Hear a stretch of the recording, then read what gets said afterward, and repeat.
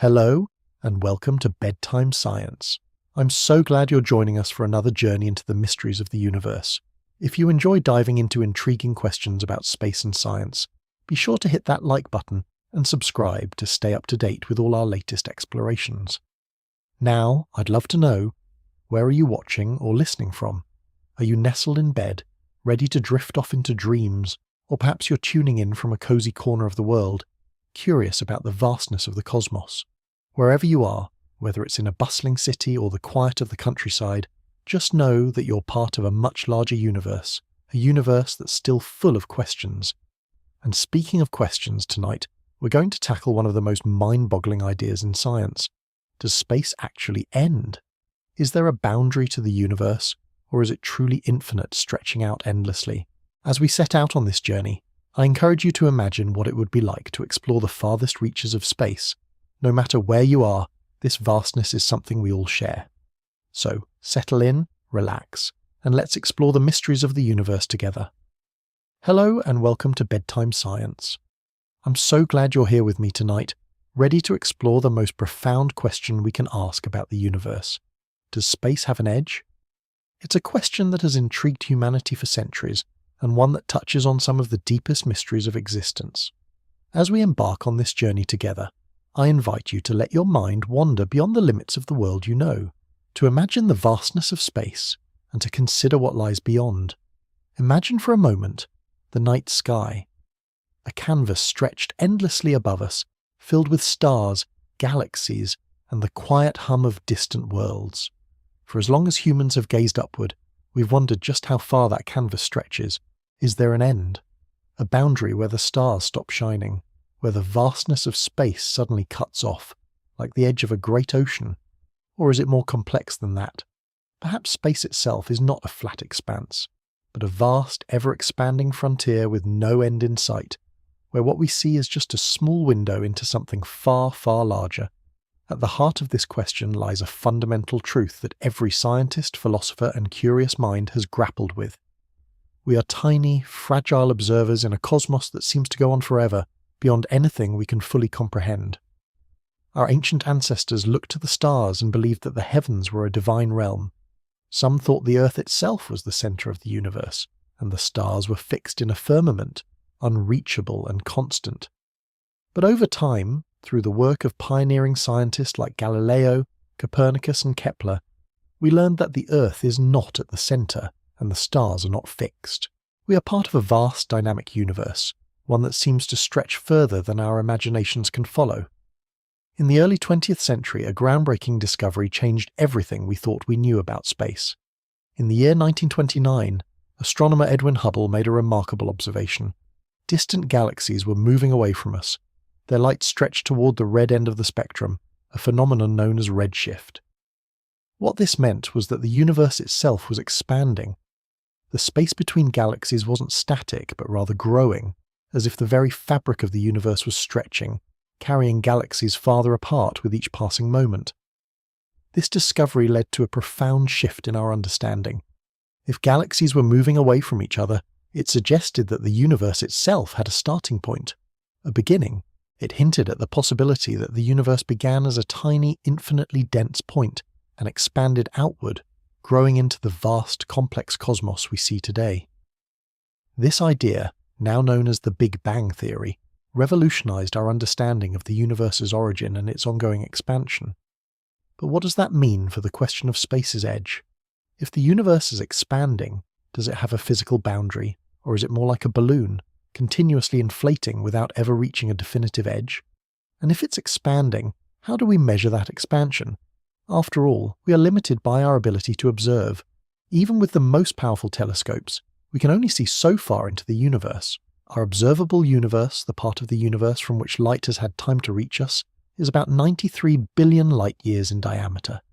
That's an incredibly vast distance, but it's still just a tiny fraction of what may exist beyond our line of sight. Now think about this for a moment. Light, the fastest thing in the universe, takes time to travel from one place to another. When we look at distant galaxies, we're not seeing them as they are now, but as they were when their light first left them. Some of the light we see today began its journey billions of years ago.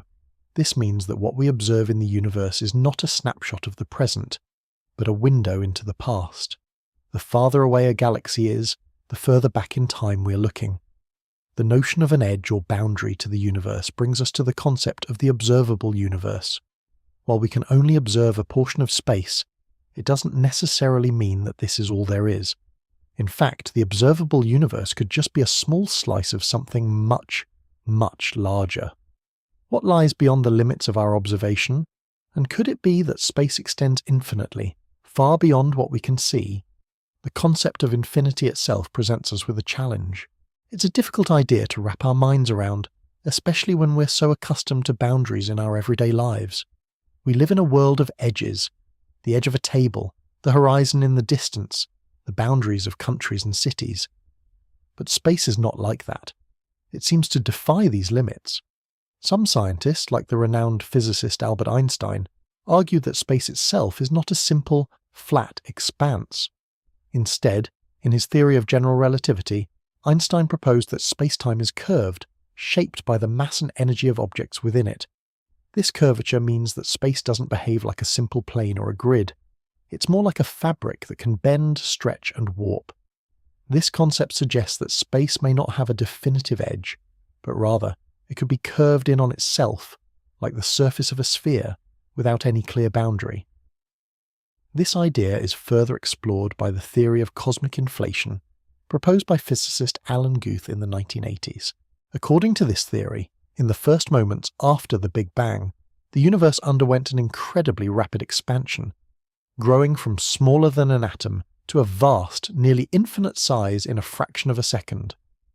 Inflationary theory suggests that the universe continues to expand, with space itself stretching outward, potentially forever.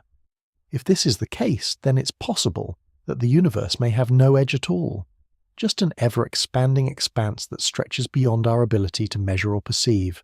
But of course, this is all theory. We are still piecing together the puzzle of the cosmos, using every tool and method at our disposal to uncover its secrets.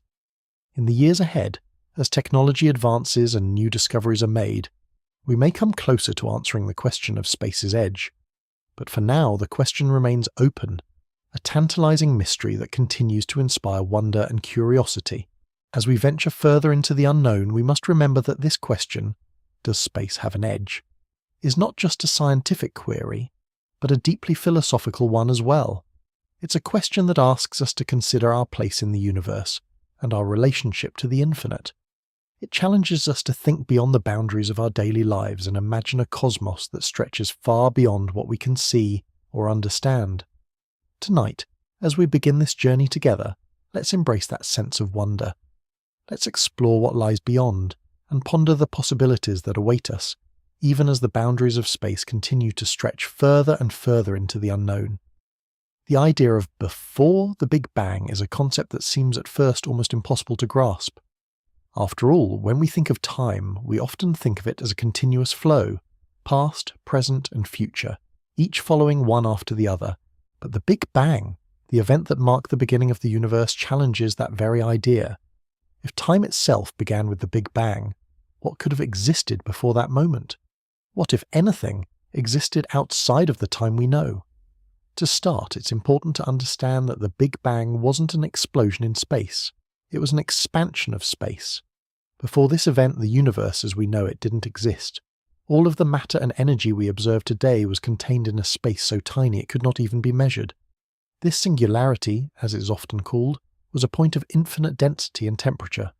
And at this moment, roughly 13.8 billion years ago, space began to expand. And from this expansion, the universe began to evolve. Now imagine for a moment that space itself wasn't just born from this singularity. What if space was part of an ongoing process, cycling through endless rebirths? This is the idea put forward by physicist Roger Penrose, one of the leading minds in the study of the cosmos. Penrose's theory, known as conformal cyclic cosmology, suggests that the Big Bang wasn't the beginning of everything, but rather the start of a new cycle. According to Penrose, the universe goes through an infinite series of aeons, each one born from the collapse of the previous one. In Penrose's model, the universe eventually reaches a state where it expands so much that it becomes almost perfectly smooth and empty. In this state, the force of gravity no longer has much of an effect. Matter becomes spread thin, and all that remains are massless particles such as photons. The universe in this end state is devoid of structures like galaxies and stars, and from this state a new Big Bang occurs, bringing a fresh beginning. The entire cycle then repeats over and over again, with each cycle starting in an almost identical fashion. For Penrose, the idea of before the Big Bang is somewhat meaningless because time itself stretches back infinitely, looping through these cyclical rebirths. This theory stands in stark contrast to the traditional view, which suggests that time itself started with the Big Bang, and that there was a moment when nothing, no space, no time, no matter, existed at all. But Penrose's idea, with its eternal cycles, asks us to think of time in a very different way. Instead of a straight line, time becomes more like a circle, one that never truly ends. The question then becomes, what could have caused the previous aeon to collapse and lead to the next one? One possible answer to this puzzle comes from another physicist, Lee Smolin, who proposed an intriguing idea known as eternal cosmology.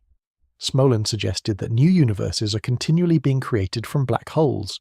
In his model, every time a star collapses into a black hole, it could be giving birth to a new universe, each one with slightly different properties and laws of physics.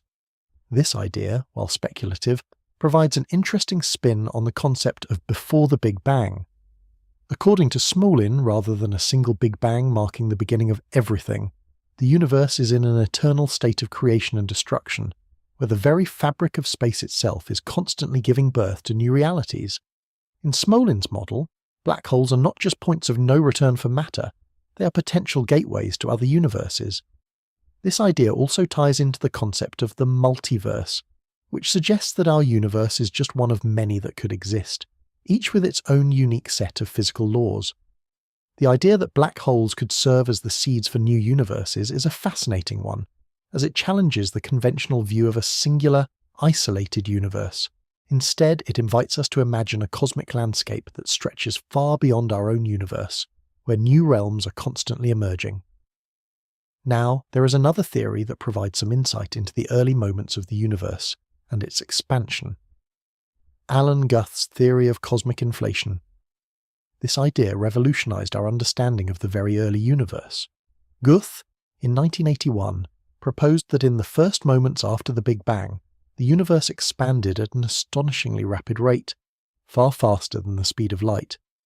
This period of incredibly fast inflation lasted for just a fraction of a second, but during this time, the universe grew from a tiny, subatomic point to something vast, many times larger than the observable universe we see today.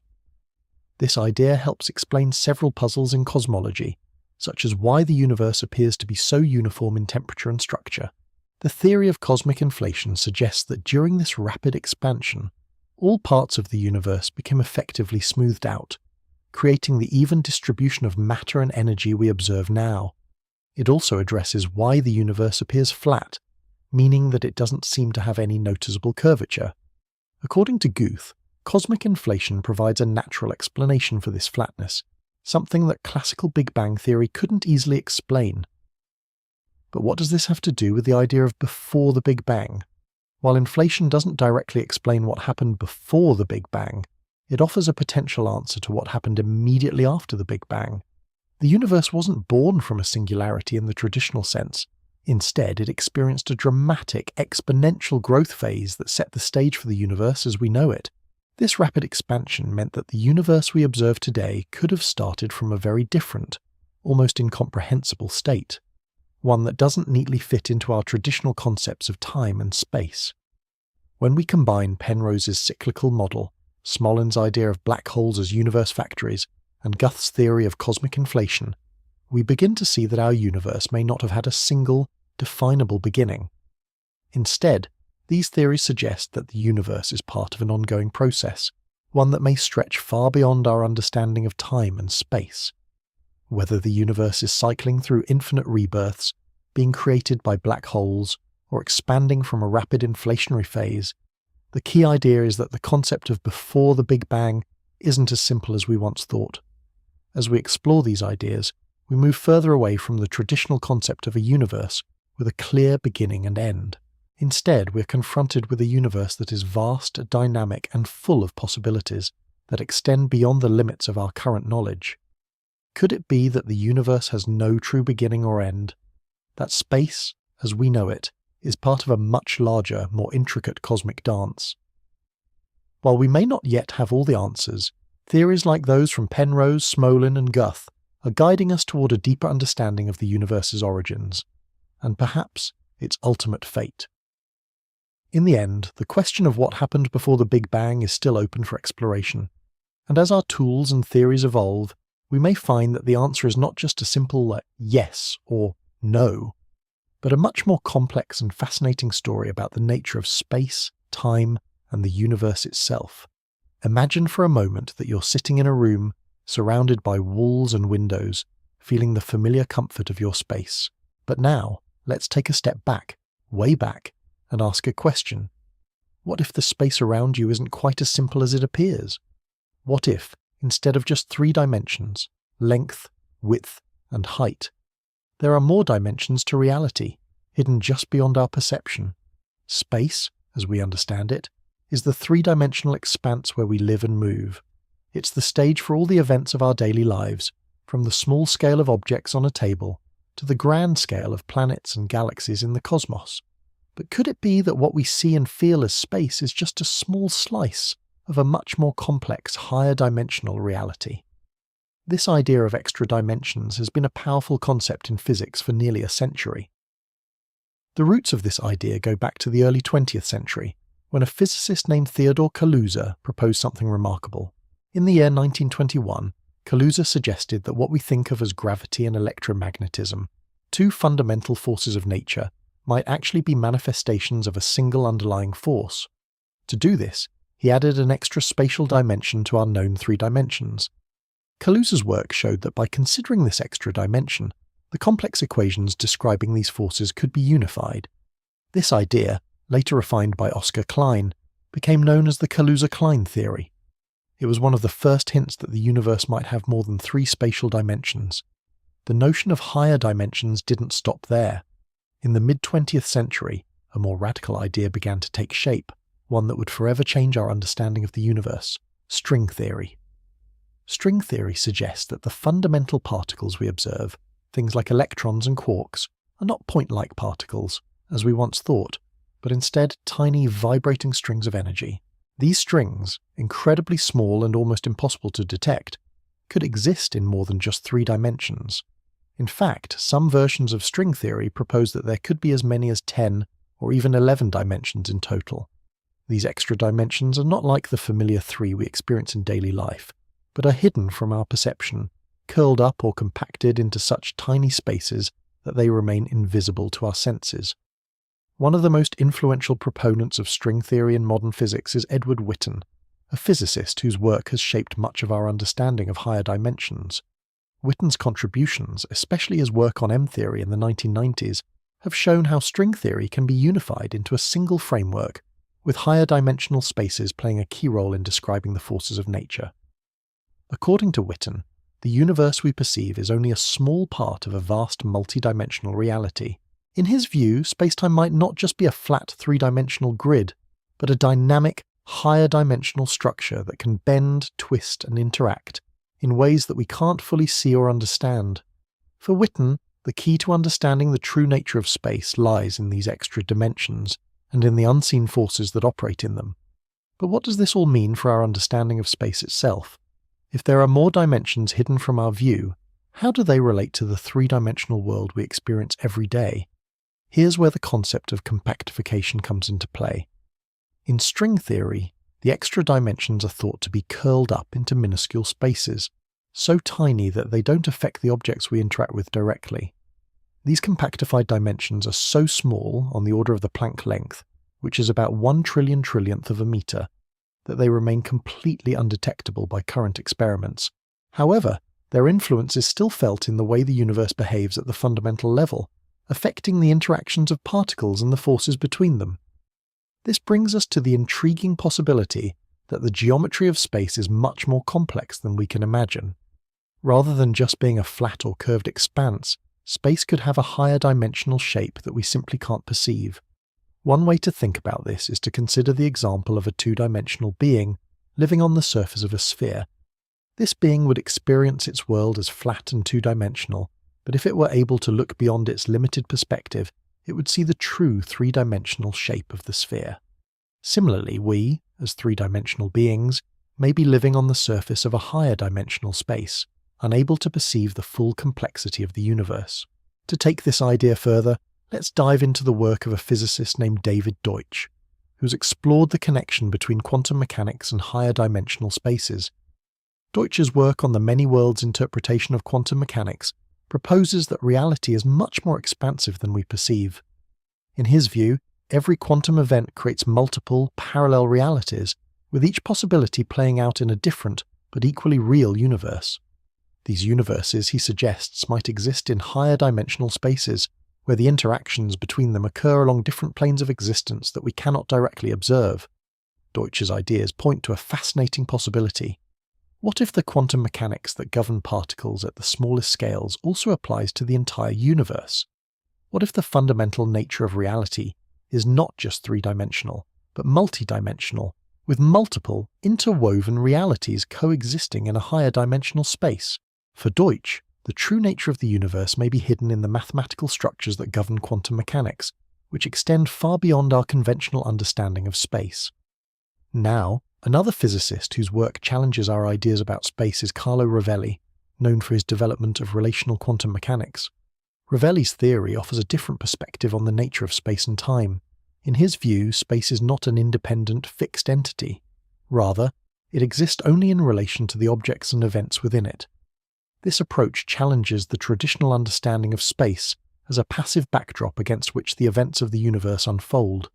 Instead, space, according to Rovelli, is an active, relational system, constantly changing based on the interactions of the particles and objects within it. In this view, the geometry of space is not just a set of static rules that define distances and shapes, but is deeply intertwined with the very nature of reality itself. For Rovelli, the idea of space as a relational system means that space is not something that exists independently of the objects within it, but rather is defined by the relationships between those objects. In this framework, the geometry of space is flexible and dynamic, changing depending on the interactions that occur within it. This approach opens up new possibilities for understanding the structure of the universe, suggesting that the shape of space itself may be more fluid and adaptable than we once thought.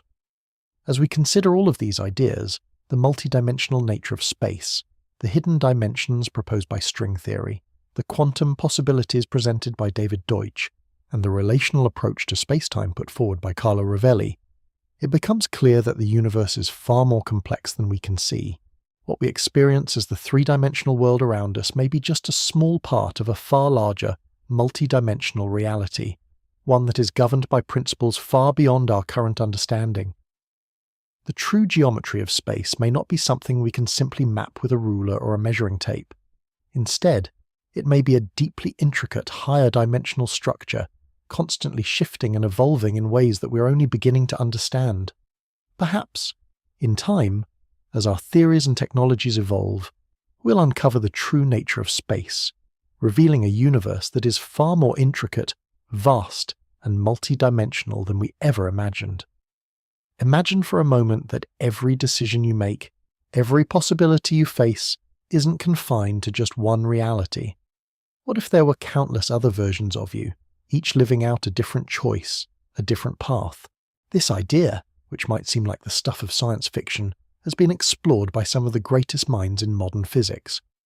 Welcome to the realm of the multiverse, a mind-bending theory that suggests our universe may be just one of many, each with its own distinct reality. The multiverse theory is an idea that stretches the boundaries of our imagination and challenges everything we think we know about the universe.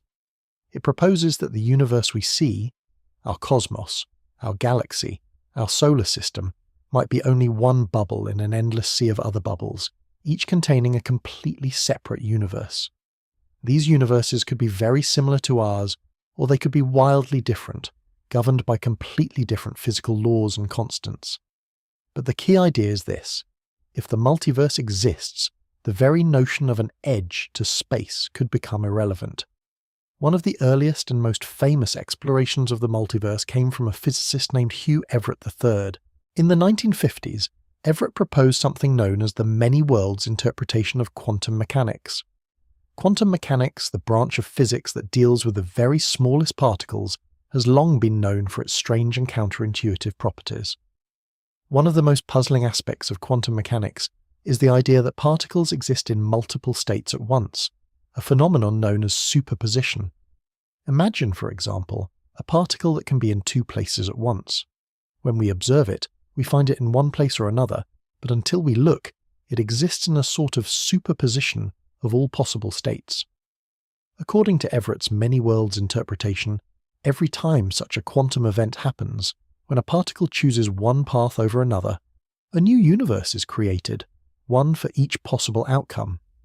In other words, every possible outcome of every quantum decision splits off into its own separate universe, each one just as real as our own.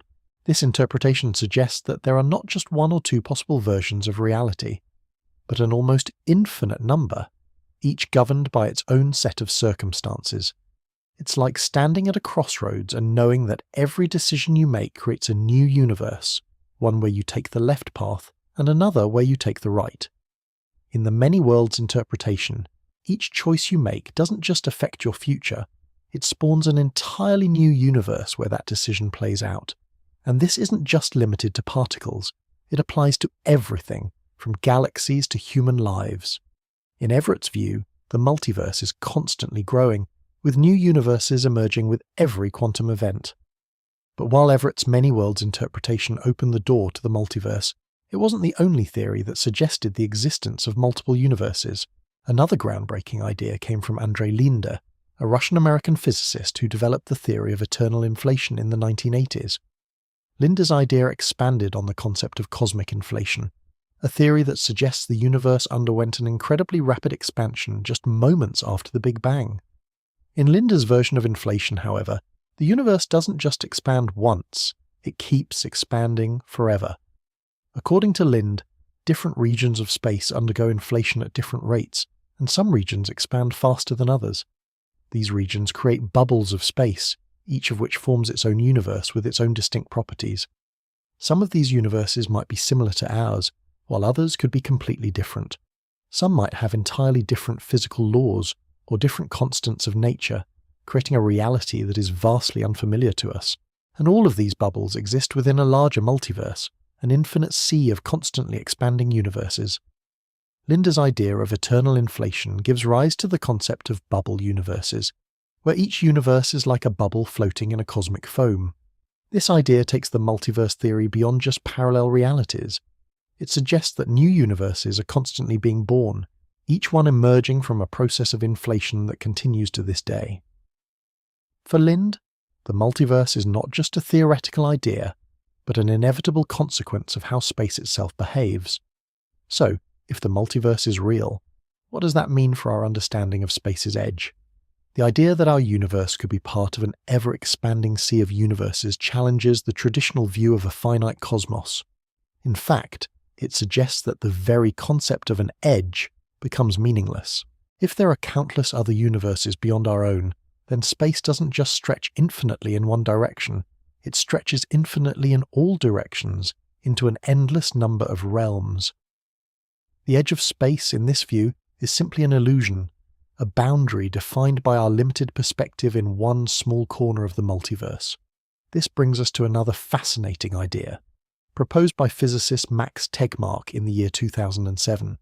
Tegmark suggested that the multiverse might not just consist of universes with different physical laws, but all possible mathematically consistent universes. According to his mathematical universe hypothesis, every universe that can be described by a consistent mathematical structure exists in some form. Whether it's a universe where the laws of physics are completely different from ours, or one where time flows backward, if the mathematics of the universe work, then it exists. Tegmark's hypothesis takes the concept of the multiverse to a radical extreme. If all mathematically possible universes exist, then there are an infinite number of universes, each with its own unique properties. Some of these universes might be so radically different from our own that they are beyond our comprehension, but all of them are equally real according to Tegmark. This view challenges not only our understanding of space, but of reality itself. If every mathematically possible universe exists, then our universe is just one of an infinite array of possibilities, each governed by a different set of rules. For Tegmark, the idea of the multiverse is not just a scientific curiosity, it is a necessary consequence of the mathematics that describe our universe. And if this is true, then the concept of space's edge becomes even more irrelevant. With an infinite number of universes, each one shaped by its own mathematical structure, there is no end to the possibilities. Space, as we know it, is just one manifestation of the infinite potential of the multiverse. As we explore these theories, from Everett's many worlds interpretation to Linda's eternal inflation and Tegmark's mathematical universe hypothesis, one thing becomes clear. The multiverse forces us to rethink everything we know about space and reality. What we once thought of as a singular, unified universe may be just one piece of an infinitely complex, multi-layered cosmos. And if the multiverse exists, then space's edge is not a boundary, but a limitation of our understanding, one that we might eventually transcend as we uncover the deeper, more fundamental truths about the universe. In the end, the multiverse is not just a theory about other universes, it is a challenge to our very concept of reality. It invites us to imagine a cosmos far more intricate, vast, and interconnected than we ever imagined. And as we continue to explore the farthest reaches of space, we may one day discover that the true nature of the universe is far beyond anything we can currently comprehend. An infinite, ever-expanding web of possibilities that stretches far beyond the limits of our perception. Time is a concept that's as fundamental to our lives as the air we breathe. It governs everything we do, from the ticking of a clock to the change of seasons, to the way our universe evolves. But what if time isn't as straightforward as we think? What if it doesn't flow in a simple linear progression from past to present to future, but instead has a more complex and perhaps even cyclical nature? Could time loop back on itself, creating a universe where the past and future are somehow intertwined? This idea has intrigued physicists and philosophers for centuries, and some of the most fascinating theories in modern physics delve into the possibility of time loops, where time might not just move forward, but could fold back upon itself, creating a circular or repeating nature to the flow of events. To understand this concept better, let's begin by looking at one of the most unusual solutions to Einstein's equations of general relativity, a solution that suggested time might loop, Kurt Gödel's rotating universe. In the 1940s, the mathematician Kurt Gödel, known for his groundbreaking work in logic, turned his attention to the nature of space-time. Using the equations of general relativity, which describe how matter and energy curve space and time, Gödel found a solution that suggested time itself could be curved in such a way that it loops back on itself.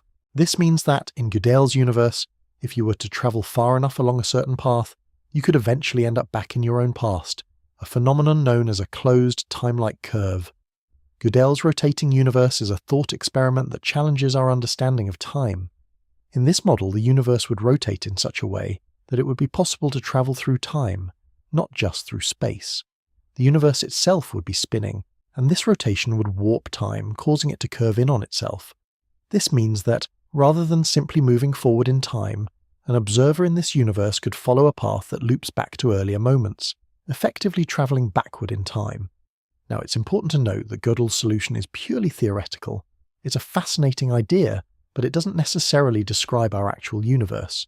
In Gödel's universe, the conditions that allow for such time loops require certain special characteristics, such as rotation and specific configurations of matter. Our own universe, as far as we can observe, doesn't appear to exhibit these properties. Still, the concept of a rotating universe with time loops remains an intriguing possibility that challenges our conventional understanding of time. This idea of time loops, though intriguing, didn't end with Gödel. Another physicist, Frank J. Tipler, expanded upon the idea of time's cyclical nature in his theory known as the omega point theory. Tipler proposed that the universe, at some distant future, might eventually collapse back in on itself, creating a big crunch, a scenario where all the matter and energy in the universe collapse to a single point. In this theory, as the universe contracts, time would begin to reverse. The future would fold back into the past, and time itself would start running backward. Tipler's omega point theory suggests that the universe's eventual collapse could lead to a reversal of time, creating a closed loop. In this model, the end of the universe would not be a final end, but a new beginning, a point where time runs backward and events unfold in reverse order. The theory is based on the laws of physics as we understand them, particularly the second law of thermodynamics, which governs the flow of energy and entropy. If the universe were to collapse in on itself, the entropy that had been increasing for billions of years might reverse, allowing time to flow backward. While Tipler's theory is highly speculative and has been met with some skepticism, it provides a fascinating glimpse into the possibility of time's reversal. In this scenario, the universe would not just end in a singularity, but rather undergo a dramatic transformation, where time itself is turned around and the events of the universe play out in reverse. If time could indeed flow backward, it would create a universe where cause and effect are flipped, where past events influence future actions in ways we can hardly imagine. These ideas of time loops, whether they come from Gödel's rotating universe or Tipler's omega point, suggest that time may not be as straightforward as it seems. It's possible that time, in its deepest form, could be cyclical, with the past and future interwoven in a complex repeating pattern. But how does this connect to the fabric of space itself? To answer that, we need to look at the work of another physicist, David Bohm, who took a radically different approach to understanding the nature of space and time. Bohm, known for his work in quantum mechanics, proposed a theory that suggested that space and time are not separate, distinct entities, but are instead part of a single, interconnected whole. His idea, called quantum potential theory, proposes that the universe is not made up of isolated particles moving through empty space, but instead is an interconnected system where everything is deeply related. In Bohm's view, space and time are not simply passive backgrounds against which events unfold, but are themselves part of the fundamental reality of the universe. In his model, quantum mechanics and the nature of space-time are intertwined in a deeper, more unified way. Bohm believed that the universe is undivided, and that space and time are not independent of the objects they contain, but are shaped by the relationships between those objects. The very fabric of space-time in this view is affected by the flow of energy and matter, and the universe is an interconnected whole that operates beyond the limits of our observable dimensions. Bohm's theory suggests that what we experience as space and time is just a small part of a much larger, deeper reality. His work points to the possibility that time and space are not fixed and separate, but are dynamic, fluid, and interconnected in ways that we can't fully perceive. If space and time are interconnected in such a fundamental way, it opens the door to the possibility of time loops, where the very fabric of reality could bend and twist, allowing for the reversal of time or the looping of events. As we explore the relationship between space and time, it becomes clear that our understanding of time is still far from complete. From Gödel's rotating universe, where time loops back on itself, to Tipler's omega point theory, where time reverses as the universe collapses, to Bohm's vision of an interconnected universe where space and time are deeply intertwined, we see that time is not the simple, linear flow we often assume. Instead, it could be a far more complex and mysterious phenomenon, one that may loop, reverse, and intertwine with space in ways we have yet to fully comprehend. These ideas challenge our conventional understanding of time and space, offering new possibilities for how the universe might operate. If time is not a fixed, unchanging flow, but a dynamic and interconnected part of the universe, then our concept of the past, present, and future may be more fluid and flexible than we realize. The nature of time loops, in particular, raises profound questions about the very structure of reality itself. Could the universe be part of a larger cycle, where time bends back upon itself, or could it one day collapse and reverse, giving rise to a new beginning? These are questions that continue to fascinate physicists and thinkers as they offer a glimpse into the deep, mysterious fabric of the universe, where space, time, and reality itself may be far more complex than we ever imagined. When you think of space, what comes to mind? You might imagine an empty vacuum, a vast and seemingly infinite expanse that stretches out in all directions, filled with stars, planets, and galaxies. But what if I told you that space isn't really empty at all? What if, at the most fundamental level, space itself is teeming with activity, constantly fluctuating in ways that we can barely begin to comprehend? This idea comes from a concept known as quantum foam, a term first coined by physicist John Wheeler in the 1960s. Wheeler's theory suggests that at the smallest scales of space, things aren't as smooth and continuous as we might think. Instead, space is made up of tiny, fluctuating units, constantly popping in and out of existence. These fluctuations are so small and so fast that they are almost impossible to observe, but they represent a deep fundamental structure to the fabric of space itself.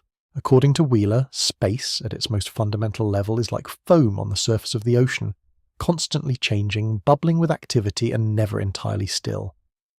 To understand quantum foam, let's first think about the concept of quantization.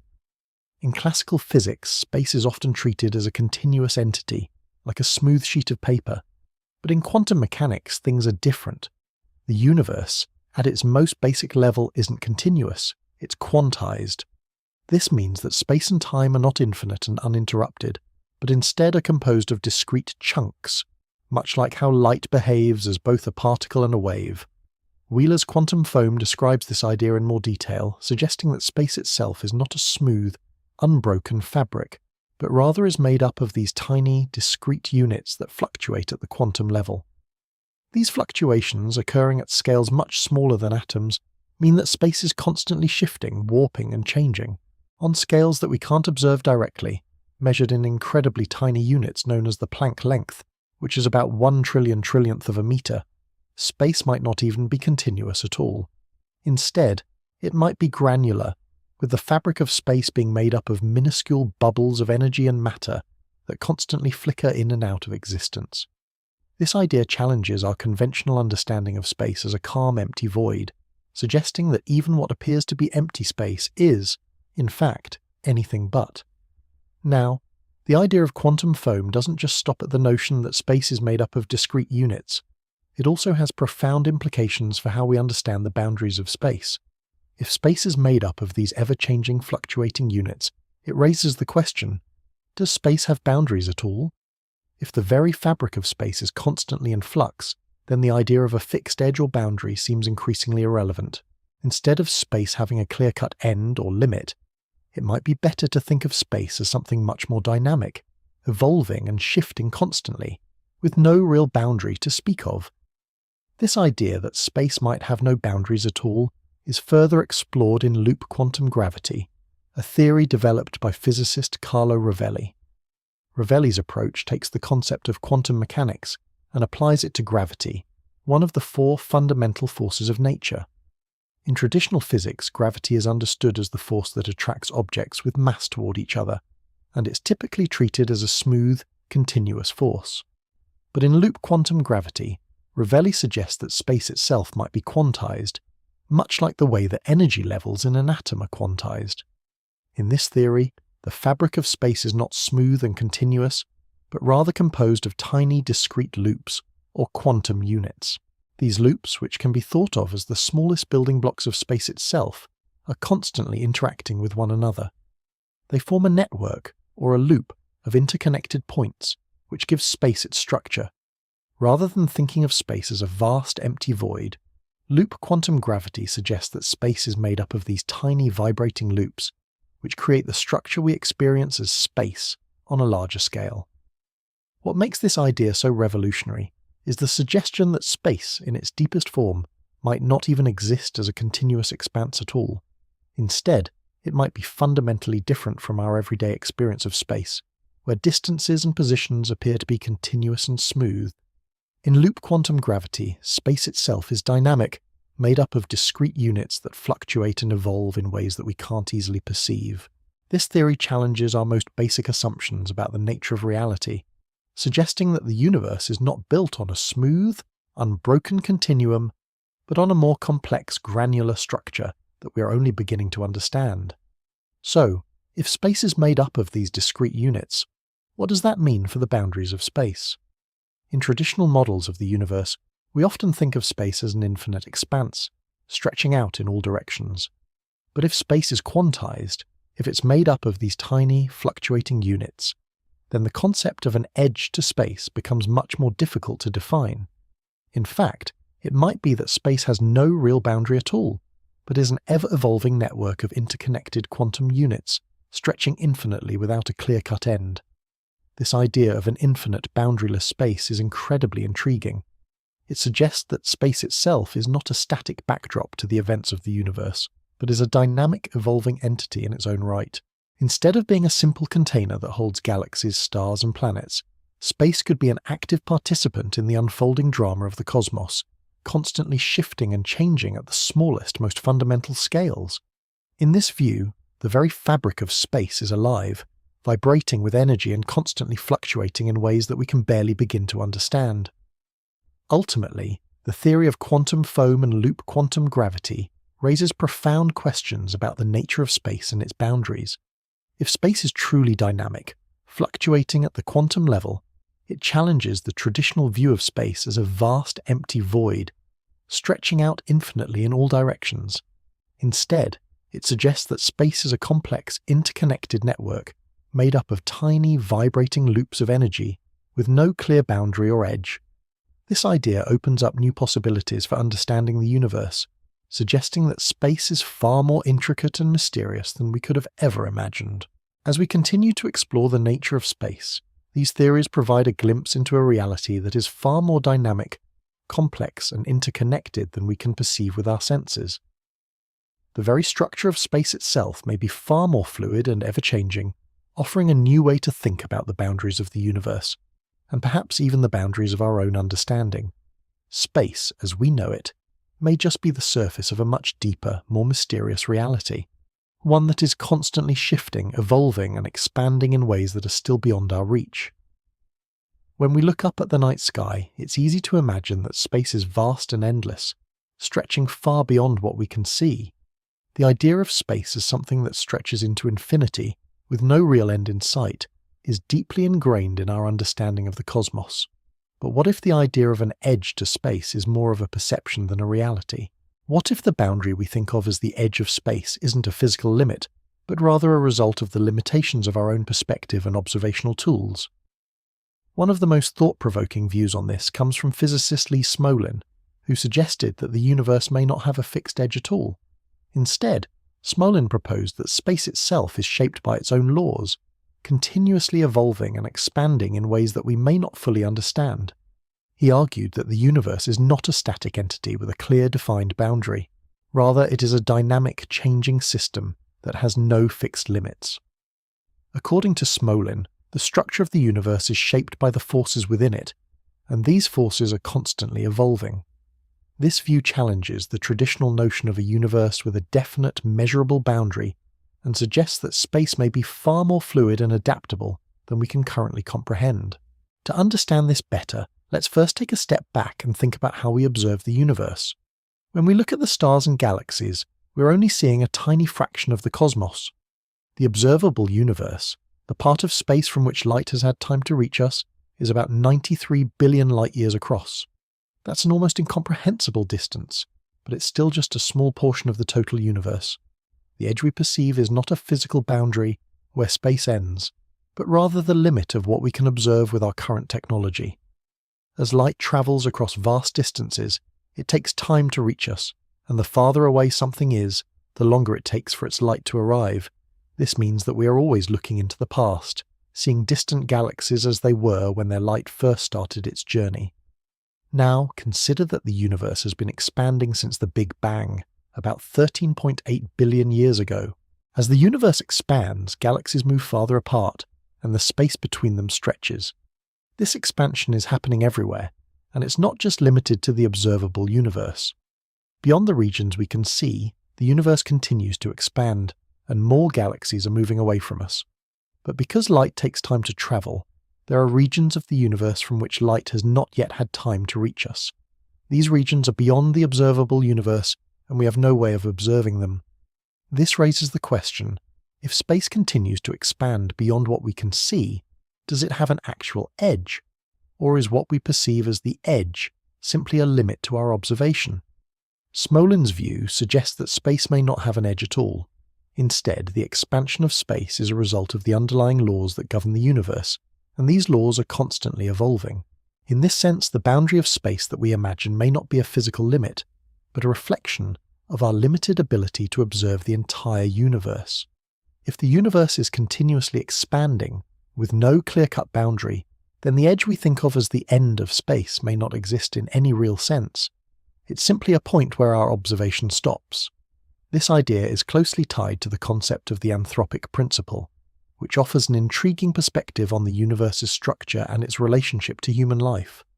The anthropic principle suggests that the universe is structured in such a way that it allows for the existence of life as we know it. In other words, the universe we observe is not just a random, arbitrary configuration of matter and energy. It is shaped in such a way that it supports the conditions necessary for life. According to this principle, the universe's laws and constants are fine-tuned in a way that makes life possible. If the laws of physics were even slightly different, life as we know it might not exist. The anthropic principle has interesting implications for our perception of space's boundaries. It suggests that our understanding of the universe is shaped by the conditions that make human life possible. In a sense, the universe we see may be structured in a way that allows us to exist and perceive it. This could mean that the very limits we perceive in space, such as the edge of the observable universe, are influenced by our own existence. If the universe was structured differently, or if we were placed in a different part of the universe, we might not even perceive space in the same way. The boundaries we imagine may not be inherent features of the universe, but rather a reflection of our specific place within it. The idea of space as a dynamic, evolving system with no fixed edge is further supported by the theory of cosmic inflation, proposed by physicist Alan Guth in the 1980s. According to this theory, the universe underwent an incredibly rapid expansion just moments after the Big Bang. This expansion stretched space to enormous sizes in a fraction of a second, and it continues to expand to this day. However, the key idea in inflationary theory is that the expansion of space is not uniform or fixed. It is an ongoing process that is influenced by the fundamental laws of physics. The universe, in this view, is not a static container with a defined edge. It is an ever-evolving system that is constantly changing, stretching, and expanding. Inflationary theory suggests that the universe we observe is just a small part of a much larger, continuously expanding system.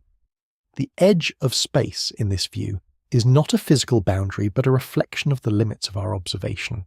As the universe expands, the regions of space that we can observe continue to grow, but beyond those regions, space continues to stretch, with no clear-cut end. This view of space as an infinite evolving system further supports the idea that the boundaries we perceive may be more about our perspective than about the true nature of the universe itself. As we reflect on these ideas, it becomes clear that the edge of space is not a simple, fixed boundary, but a complex concept that is deeply tied to our ability to observe and understand the universe.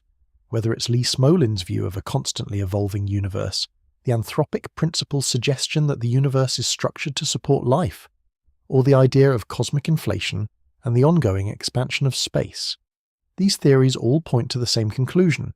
Space, as we perceive it, may have no real edge at all. Instead, the boundaries we imagine may be a result of our limited ability to see beyond the observable universe. Ultimately, the question of whether space has an edge may not be a question of physical boundaries, but of perception. The limits we place on space are influenced by the tools we use to measure it and the way we interpret what we see. As our understanding of the universe continues to evolve, we may find that the very concept of space's edge is more fluid and less definitive than we ever imagined.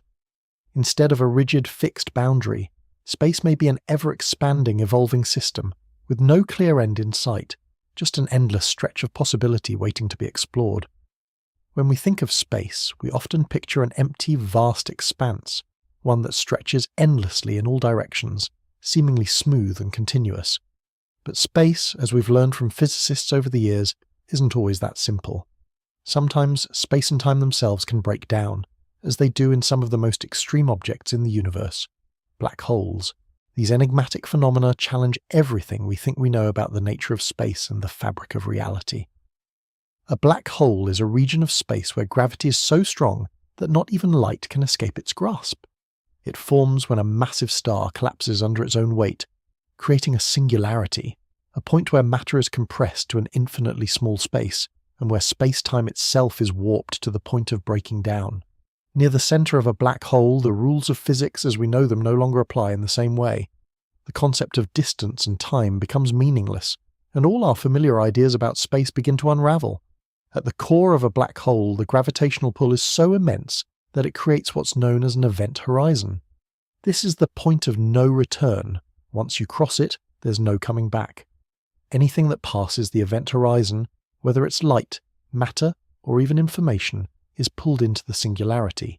From the outside, it seems as though these objects disappear entirely, as though they've crossed an invisible boundary into some unknown region of space. But what happens inside a black hole? This is a question that has fascinated scientists for decades. According to Einstein's theory of general relativity, space and time are interconnected. What happens to one affects the other. Inside a black hole, this connection reaches its extreme limits. Space-time curves so drastically that the usual rules of physics break down. The closer you get to the singularity, the more warped space becomes, and eventually the concept of time itself becomes distorted. In this region, the flow of time could be so warped that it's impossible to make sense of how events unfold. What does this mean for our understanding of space and time? If space-time can break down so completely, does it suggest that our understanding of the universe is fundamentally incomplete? This brings us to the work of Roger Penrose, a physicist who has made significant contributions to our understanding of black holes. In the 1960s, Penrose developed a series of mathematical models that described how black holes form and evolve. His work showed that when a massive star collapses into a black hole, it creates a singularity, a point of infinite density where the laws of physics as we know them no longer hold.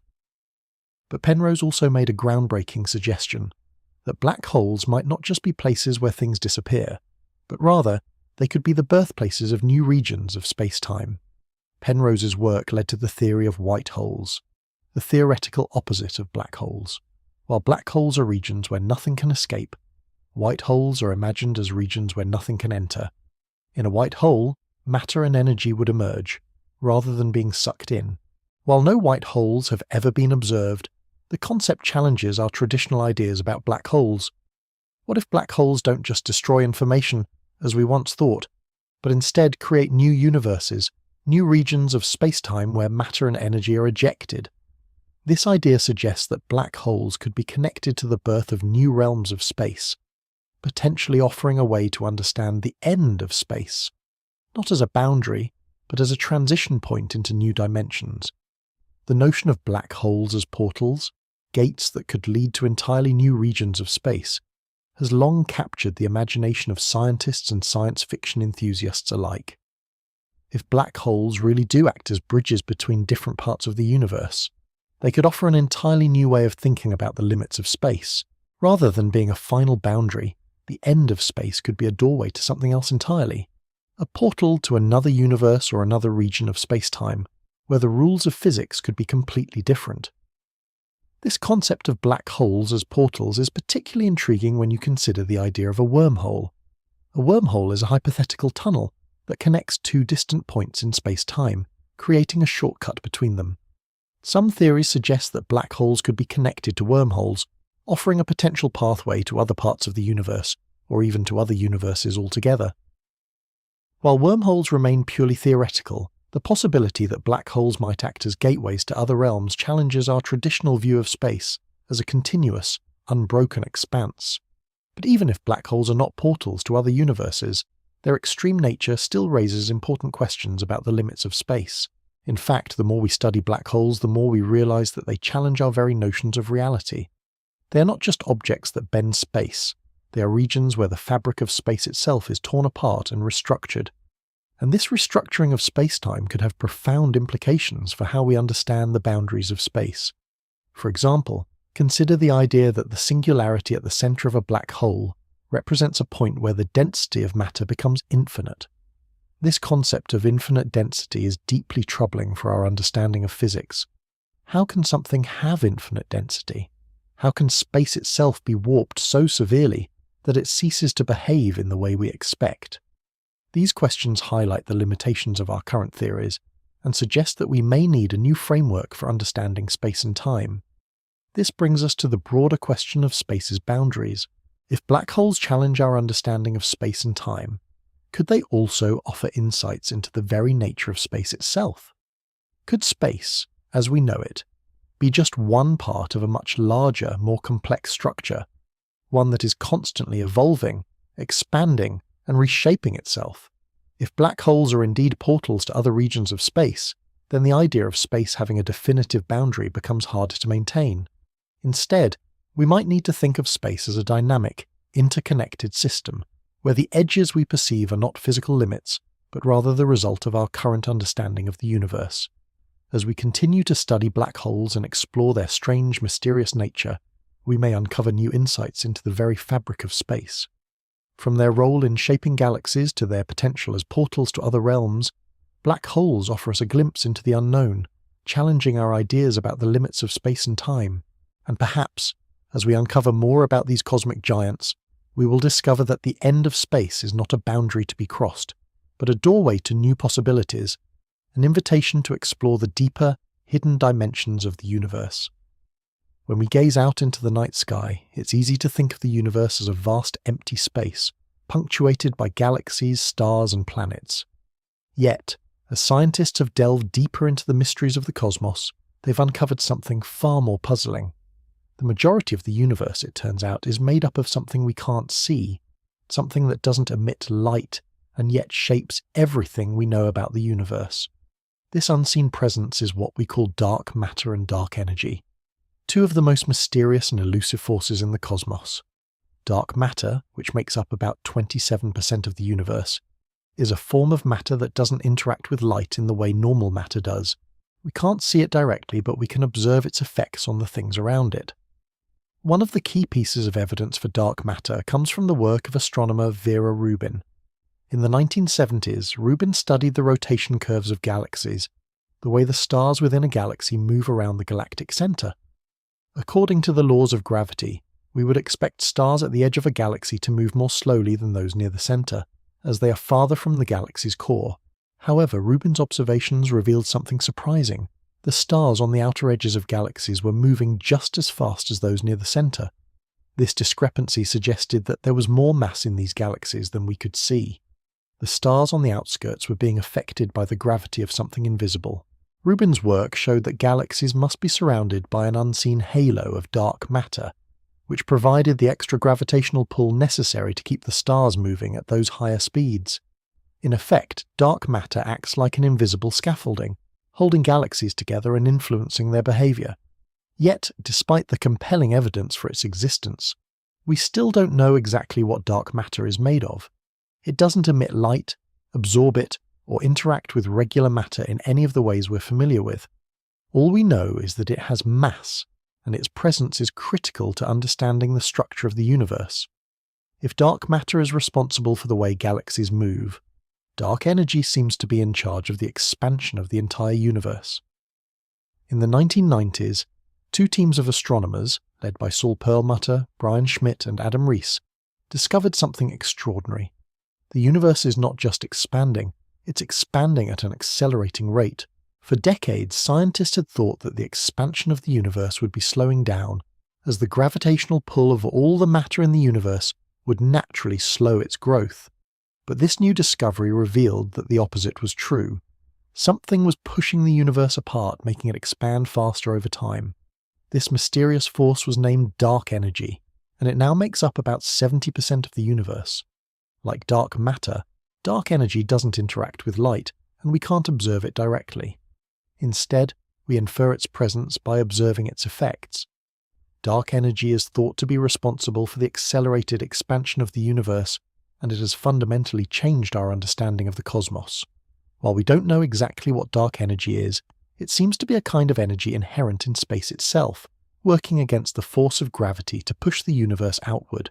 The discovery of dark energy, along with dark matter, raises fascinating questions about the structure of the universe and its ultimate fate. Dark matter and dark energy seem to be shaping the universe on a grand scale. But how do they relate to space itself? To understand this, we must first consider how space behaves in the presence of these invisible forces. The fact that the universe is expanding faster than ever due to dark energy suggests that space itself is not static. In the traditional view, space was often thought of as a fixed, unchanging backdrop, against which the events of the universe unfold. But now, with dark energy driving the universe's acceleration, we are beginning to think of space as a dynamic, evolving entity that is constantly stretching and expanding. This expansion is not just about galaxies moving apart, it's about the fabric of space itself growing larger, with dark energy fueling that growth. If we think about the universe's expansion, it's important to realize that the boundaries of space we imagine are not necessarily fixed. The edge of space is a concept that arises from our perspective as observers within the universe. Just as we are limited in our ability to observe the farthest reaches of space, our concept of the universe's edge is constrained by the limits of our observation.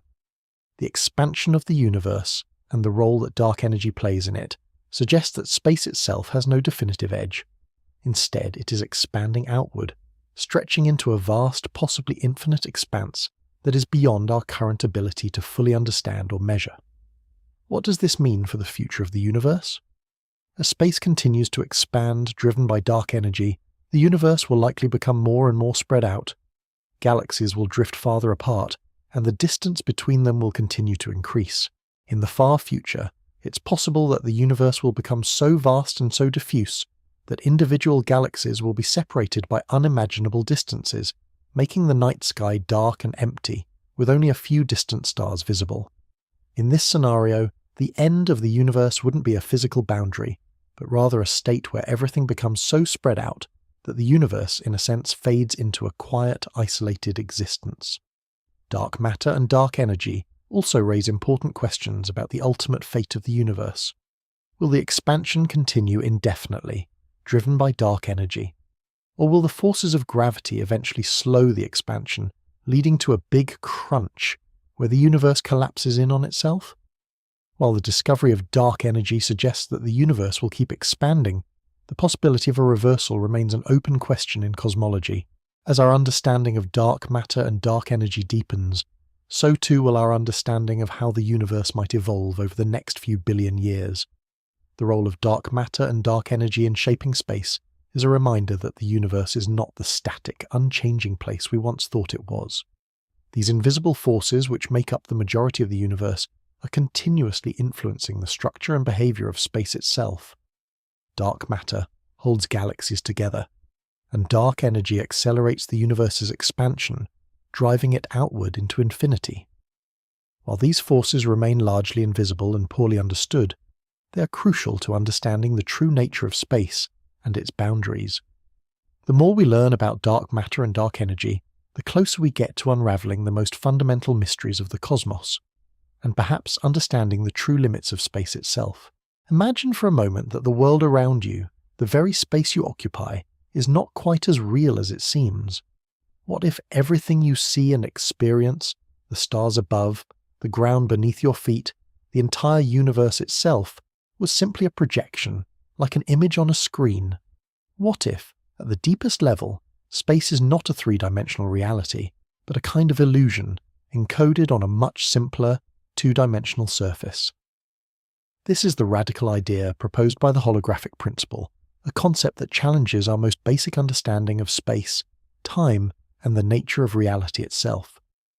The holographic principle suggests that everything we experience in the three-dimensional world might actually be a projection of information stored on a two-dimensional surface. This idea is rooted in the mathematics of black holes and the study of quantum gravity, where physicists have found that the amount of information required to describe the contents of a region of space may be proportional to the surface area of the region, rather than its volume. In other words, the information that makes up the reality of space could be encoded on a flat two-dimensional surface, much like a hologram projects a three-dimensional image from a two-dimensional plane. At first glance, this may sound like science fiction, but the holographic principle has deep roots in theoretical physics. The concept was first proposed by physicists Gerard 't Hooft and Leonard Susskind in the 1990s, but it was brought to prominence by a breakthrough in theoretical physics by Juan Maldacena in the year 1997.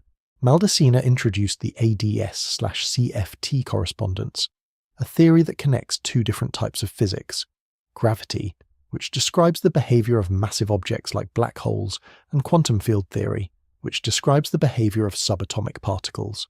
The ADS/CFT correspondence stands for anti-de Sitter/conformal field theory correspondence. At its core, the theory suggests that a quantum field theory, which lives in a lower dimensional space, can be equivalent to a gravity theory in a higher dimensional space. To put it simply, this means that the universe we perceive, with its 3 dimensions of space and 1 of time, could be a kind of projection of a deeper reality that exists on a higher dimensional surface. The key idea is that the fundamental forces, including gravity, might be described by a theory that exists in one less dimension than the space we experience. What does this mean for space itself? If the holographic principle is true, then space, as we understand it, might not be the fundamental reality. Instead, it could be a projection of a more fundamental 2-dimensional surface. Imagine, for example, a 2-dimensional flat surface that encodes all the information about the 3-dimensional world we live in. Just as a hologram appears to have 3 dimensions, even though it's created from a flat surface, our universe might be similarly projected from a higher dimensional reality. In this view, the very fabric of space and time that we experience could be an illusion, a holographic projection from a more fundamental underlying reality. This idea has profound implications for our understanding of the universe, especially when it comes to questions like the edge of space. In traditional physics, space is often treated as an infinite continuous expanse, with no real boundary. But if space is a projection, and the true reality lies in a higher dimension, the concept of an edge to space becomes much less clear. The limits we perceive could simply be the limits of our ability to observe the projection. The true nature of space, in this sense, could extend beyond the boundaries we imagine, into dimensions that we can't directly access or even perceive. One of the most fascinating consequences of the holographic principle is its connection to the behavior of black holes. In the early 20th century, the physicist Jacob Bekenstein proposed that the amount of information contained within a black hole might be proportional to the surface area of the event horizon, rather than the volume of the black hole. The event horizon is the boundary beyond which nothing, not even light, can escape the gravitational pull of a black hole. Bekenstein's idea seemed strange at the time. How could information be encoded on a surface when we usually think of information being contained in the volume of a space? This puzzle was solved by the holographic principle, which suggested that the surface area of the event horizon could indeed be the key to understanding how information is stored in black holes. The idea that the information inside a black hole is proportional to the surface area, rather than the volume, is a cornerstone of the holographic principle. According to this view, the interior of the black hole, the space where matter is thought to be crushed to infinite density, might not be a real, 3-dimensional space at all. Instead, it could be a projection of information encoded on the 2-dimensional surface of the black hole's event horizon. If this is true, it could imply that space itself is not as we perceive it, just as a hologram creates the illusion of depth and 3-dimensionality from a flat surface. Our entire universe might be a similar projection from a higher dimensional reality. This would fundamentally alter our understanding of space and time, suggesting that what we experience as a continuous 3-dimensional universe is, in fact, just an image, a projection, encoded on a flat 2-dimensional surface. The idea that space could be an illusion, a projection of information encoded on a higher dimensional surface, raises fascinating questions about the nature of reality itself. If space is not fundamental but is instead a kind of holographic projection, then the concept of the end of space could become meaningless.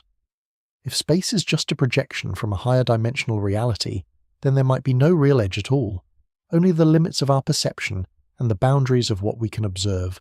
The universe, in this view, might be much more complex and interconnected than we can imagine, and our understanding of space as a 3-dimensional expanse might be only the surface of a much deeper, more intricate reality. Moreover, the holographic principle ties into some of the most profound questions in physics, such as the nature of gravity and quantum mechanics. One of the reasons why the holographic principle is so revolutionary is that it could provide a way to reconcile these two seemingly incompatible theories. Gravity, as described by general relativity, works on the large scale, governing the behavior of stars, galaxies, and black holes.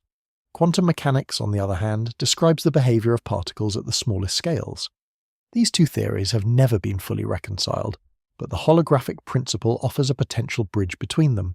If the universe is a projection, with gravity being a result of quantum processes occurring on a higher dimensional surface, then it could provide a unified framework for understanding both the large-scale and small-scale forces of nature.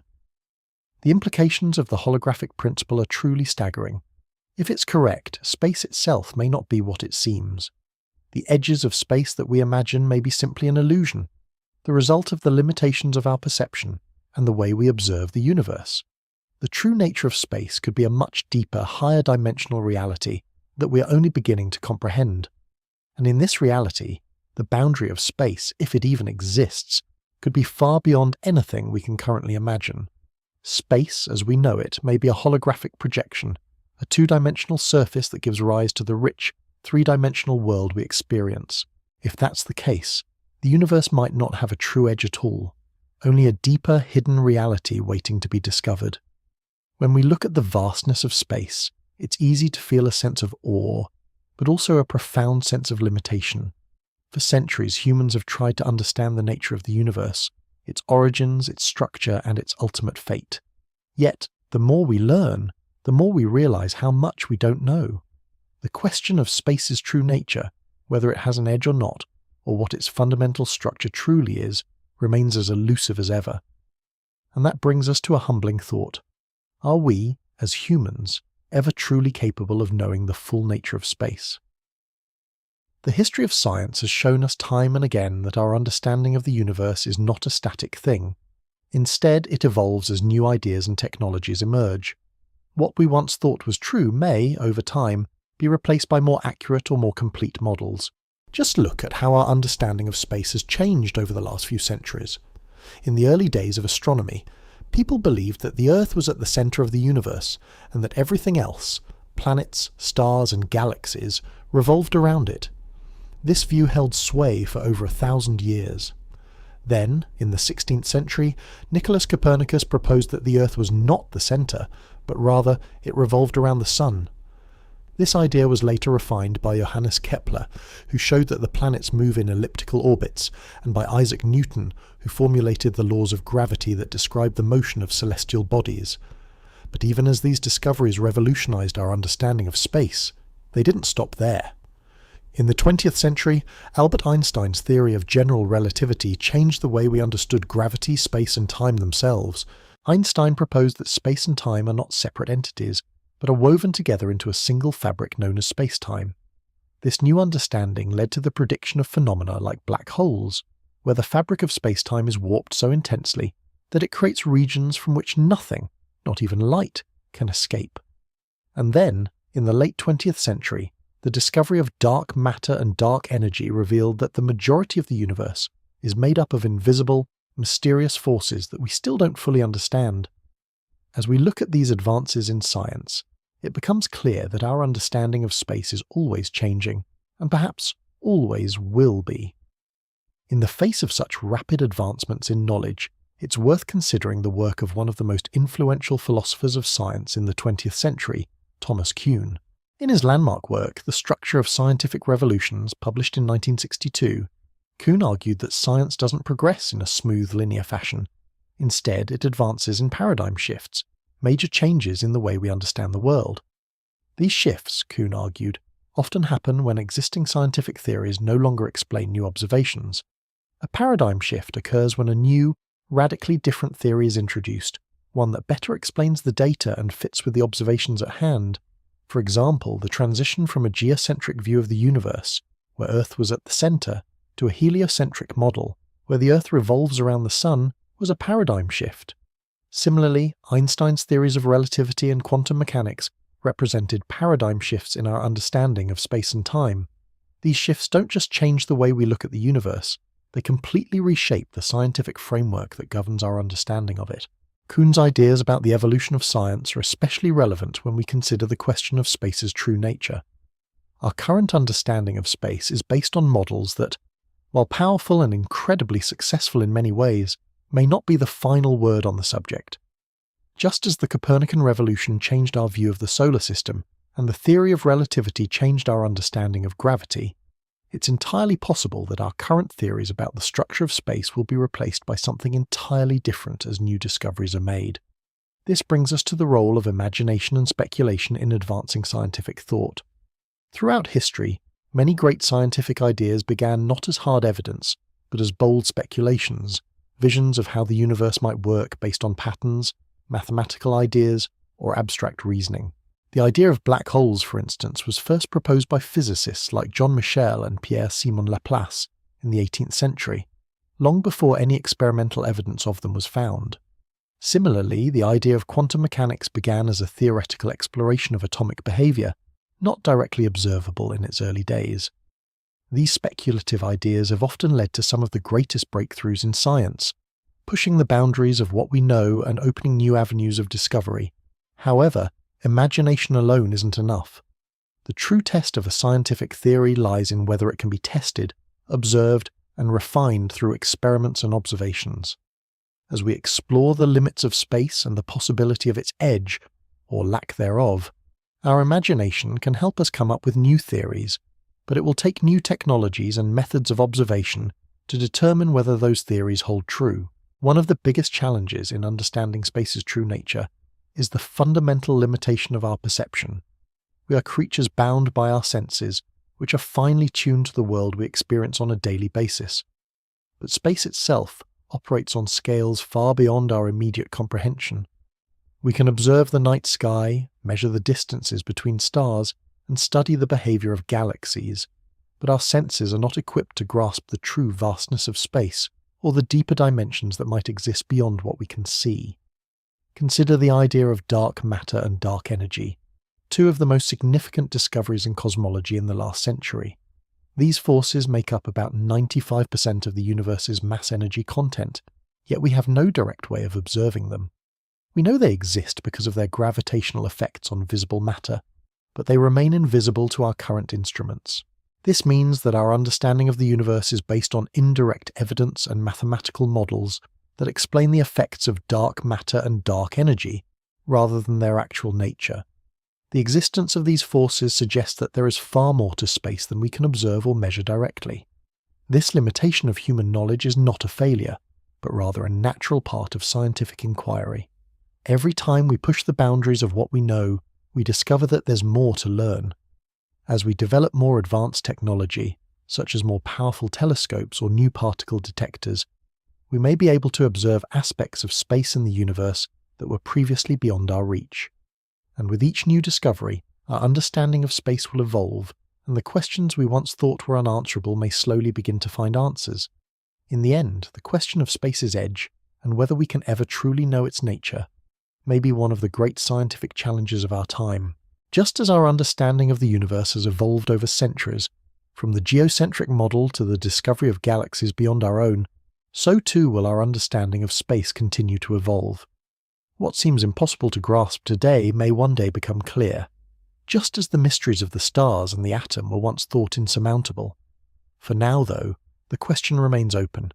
Space's true nature may lie just beyond our current comprehension, waiting to be revealed by new paradigms, new discoveries, and perhaps most importantly, the boundless curiosity of the human mind. As we continue to explore the universe, we may find that the limits of our knowledge are not the end of our journey, but rather the beginning of a new chapter in our understanding of the cosmos. Imagine, if you will, that the universe is like a balloon, but not just any balloon, a balloon that has been continuously expanding since the very moment of its creation, and it hasn't stopped, ever. The surface of the balloon stretches, pulling galaxies, stars, and all of space farther and farther apart. Now, take a step back. What if this balloon, this universe, continues to expand infinitely, forever, beyond the limits of what we can observe? This idea, which once seemed like a far-fetched theory, has become a cornerstone of modern cosmology and provides a radical way of thinking about the nature of space and the concept of an edge. This idea of the universe's boundless and ongoing expansion is captured in the theory of cosmic inflation, a concept that radically reshaped our understanding of the early universe. To understand cosmic inflation, we need to rewind to the first moments after the Big Bang. When the universe was born about 13.8 billion years ago, it began from an extremely hot, dense and tiny point. But then, in a fraction of a second, the universe expanded at an unimaginable rate. This rapid expansion was not like the expansion we observe today, where galaxies drift apart slowly over vast timescales. Instead, during inflation, the universe grew exponentially, increasing in size by a factor that defies comprehension. faster than the speed of light. The theory of cosmic inflation was first proposed by physicist Alan Guth in 1981. Guth suggested that this brief but incredibly powerful phase of expansion could explain several features of the universe that had been puzzling scientists. For example, it provides an explanation for why the universe looks so uniform at large scales, why distant regions of the cosmos share similar temperature and structure, despite being far apart. It also offers a solution to the flatness problem, which asked why the universe appears so nearly flat when, based on the laws of physics, it should have a more irregular shape. But perhaps the most fascinating consequence of inflation is its suggestion that the universe continues to expand indefinitely. While we can only observe a tiny fraction of the universe, the theory proposes that beyond the observable limit, the universe keeps on expanding, perhaps in ways that we cannot measure or even imagine. If the universe expanded so rapidly at the beginning, why would it ever stop? What if the expansion continues, stretching space in ways that are beyond our current comprehension? In the 1980s, a Russian physicist named Andrei Linde expanded upon Guth's original ideas with his own version of inflation, known as eternal inflation.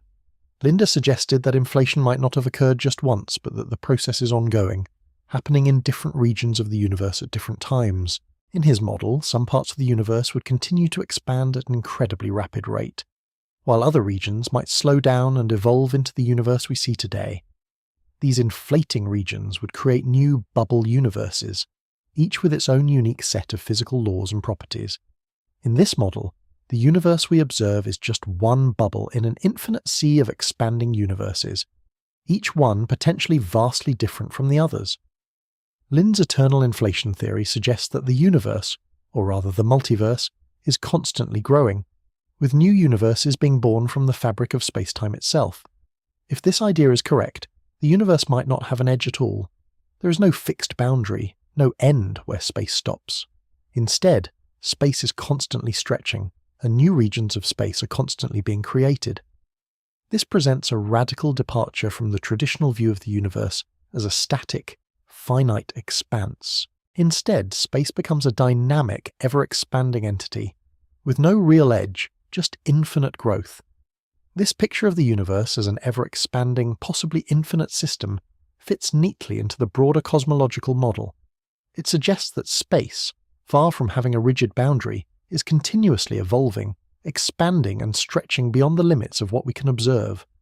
The observable universe, the part of space from which light has had time to reach us, is a tiny fraction of the whole universe. Right now we can observe galaxies that are billions of light years away, but beyond that, we know that the universe keeps going. The fact that space is expanding means that regions beyond our reach will continue to drift away from us, moving faster than the speed of light, making them permanently inaccessible. The idea that the universe might have no real end, but instead is part of an infinite, ever-expanding system, forces us to reconsider our traditional understanding of space. In the classic view, space is often thought of as a container that holds galaxies and stars, with a clear, definable boundary. But inflationary theory and eternal inflation challenge this perception. If the universe is expanding infinitely, and if new universes are constantly being created, then the concept of an edge becomes less and less meaningful. Space, in this view, isn't a finite entity that we can measure from one side to the other. It's an ever-evolving fabric that stretches indefinitely beyond the limits of our observation. This infinite expansion also raises questions about the fate of the universe. If the expansion continues forever, driven by dark energy, the universe will become increasingly more spread out. Stars will burn out, galaxies will drift farther apart, and the universe will gradually become darker and colder. This heat-death scenario suggests that while space may not have an edge, the universe as a whole will eventually reach a state where all activity slows down and ceases. Yet, even within this scenario, the infinite nature of space remains intriguing. If space continues to expand, and if eternal inflation creates new universes, the possibilities are endless. The idea that space has no true boundary, no final edge, offers a profound shift in how we think about the universe and our place within it. If the universe stretches beyond what we can ever observe, what does that mean for the limits of our knowledge? How do we reconcile the infinite nature of space with our finite human perspective? Cosmic inflation, and the theories surrounding it suggest that space is not a static, fixed entity, but a dynamic, ever-expanding phenomenon. As new universes continue to form, and the universe we observe stretches outward, the concept of an end to space becomes increasingly irrelevant. Instead, we are left with the notion that space, in its truest sense, may be infinite, forever stretching outward into regions of the cosmos that we may never be able to reach, let alone fully comprehend. The idea that the universe continues to expand indefinitely, creating new regions of space and possibly even new universes, challenges the very concept of space as we know it. It forces us to rethink what we mean by edges and boundaries, and pushes the limits of our imagination as we consider a cosmos far beyond our reach.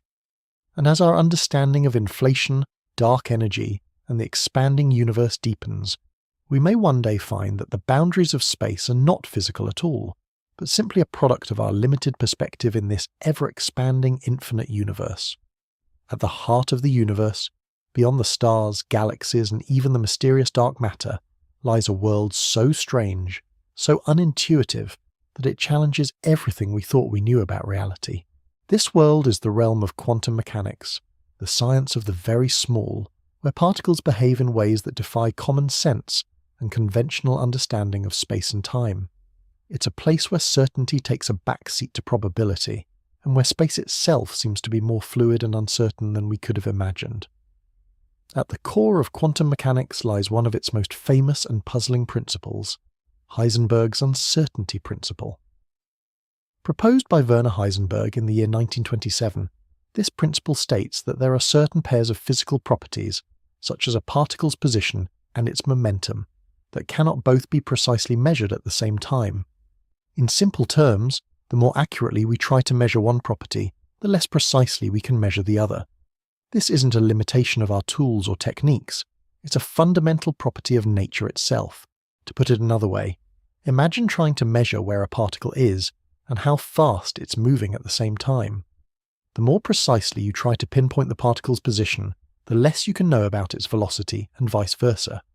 It's as though the universe has built into it a level of fuzziness, an inherent uncertainty that prevents us from knowing both the where and the how fast of a particle with perfect precision.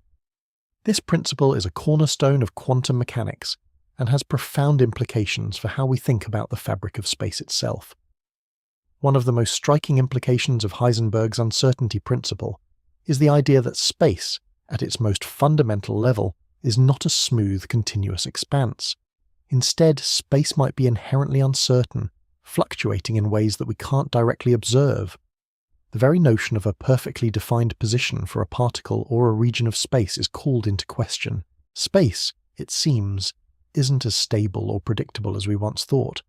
It's a place where uncertainty and fluctuation reign. This notion of uncertainty in space and time challenges the classical view of the universe, which was heavily influenced by the deterministic models of Isaac Newton. In Newtonian mechanics, space and time were considered absolute, the stage on which events unfolded. The position and motion of objects could, in theory, be determined with infinite precision, given the right tools. But in the quantum world, the situation is entirely different. The very foundation of space itself seems to be unstable and subject to change at the smallest scales. This uncertainty isn't just an observational limit, it's an inherent feature of the universe. To understand this more clearly, we need to think about quantum particles. In classical physics, particles like electrons were seen as tiny, solid objects, each with a well-defined position and trajectory. But in quantum mechanics, particles behave in a much stranger way. Rather than having a fixed position, a quantum particle exists in a cloud of probabilities, spread out over a range of possible locations. This cloud represents the probability of where the particle might be, not its exact position. In this view, the particle doesn't have a definite location until it is observed, and the act of measurement itself collapses the probabilities into a single outcome. This idea, known as wave-particle duality, suggests that space itself is not a static stage, but a dynamic probabilistic field where particles exist in multiple states at once, only choosing a specific state when we measure them. Niels Bohr, one of the founding figures of quantum mechanics, proposed a framework known as the Copenhagen interpretation, which took this idea even further. Bohr suggested that the properties of quantum systems, such as the position or momentum of a particle, do not exist in a definite form until they are measured. This means that the very nature of space and time is subjective and dependent on the act of observation. According to Bohr, the universe at the quantum level does not have a definite objective reality until we interact with it. In essence, space is not something that exists independently of us, it is shaped by the very act of measurement. This uncertainty in space and time might sound abstract, but it has real, observable consequences. One of the most famous examples of quantum mechanics in action is quantum fluctuations. These are temporary changes in the amount of energy in a point of space, which occur due to the uncertainty principle. In the quantum world, even empty space isn't truly empty. It's filled with these fluctuations, where pairs of particles spontaneously appear and then disappear, borrowing energy from the vacuum and returning it moments later. These fluctuations suggest that space is far from being a calm, empty void. Instead, it is a seething, dynamic medium where energy and particles constantly come in and out of existence. What does this mean for our understanding of space's edges?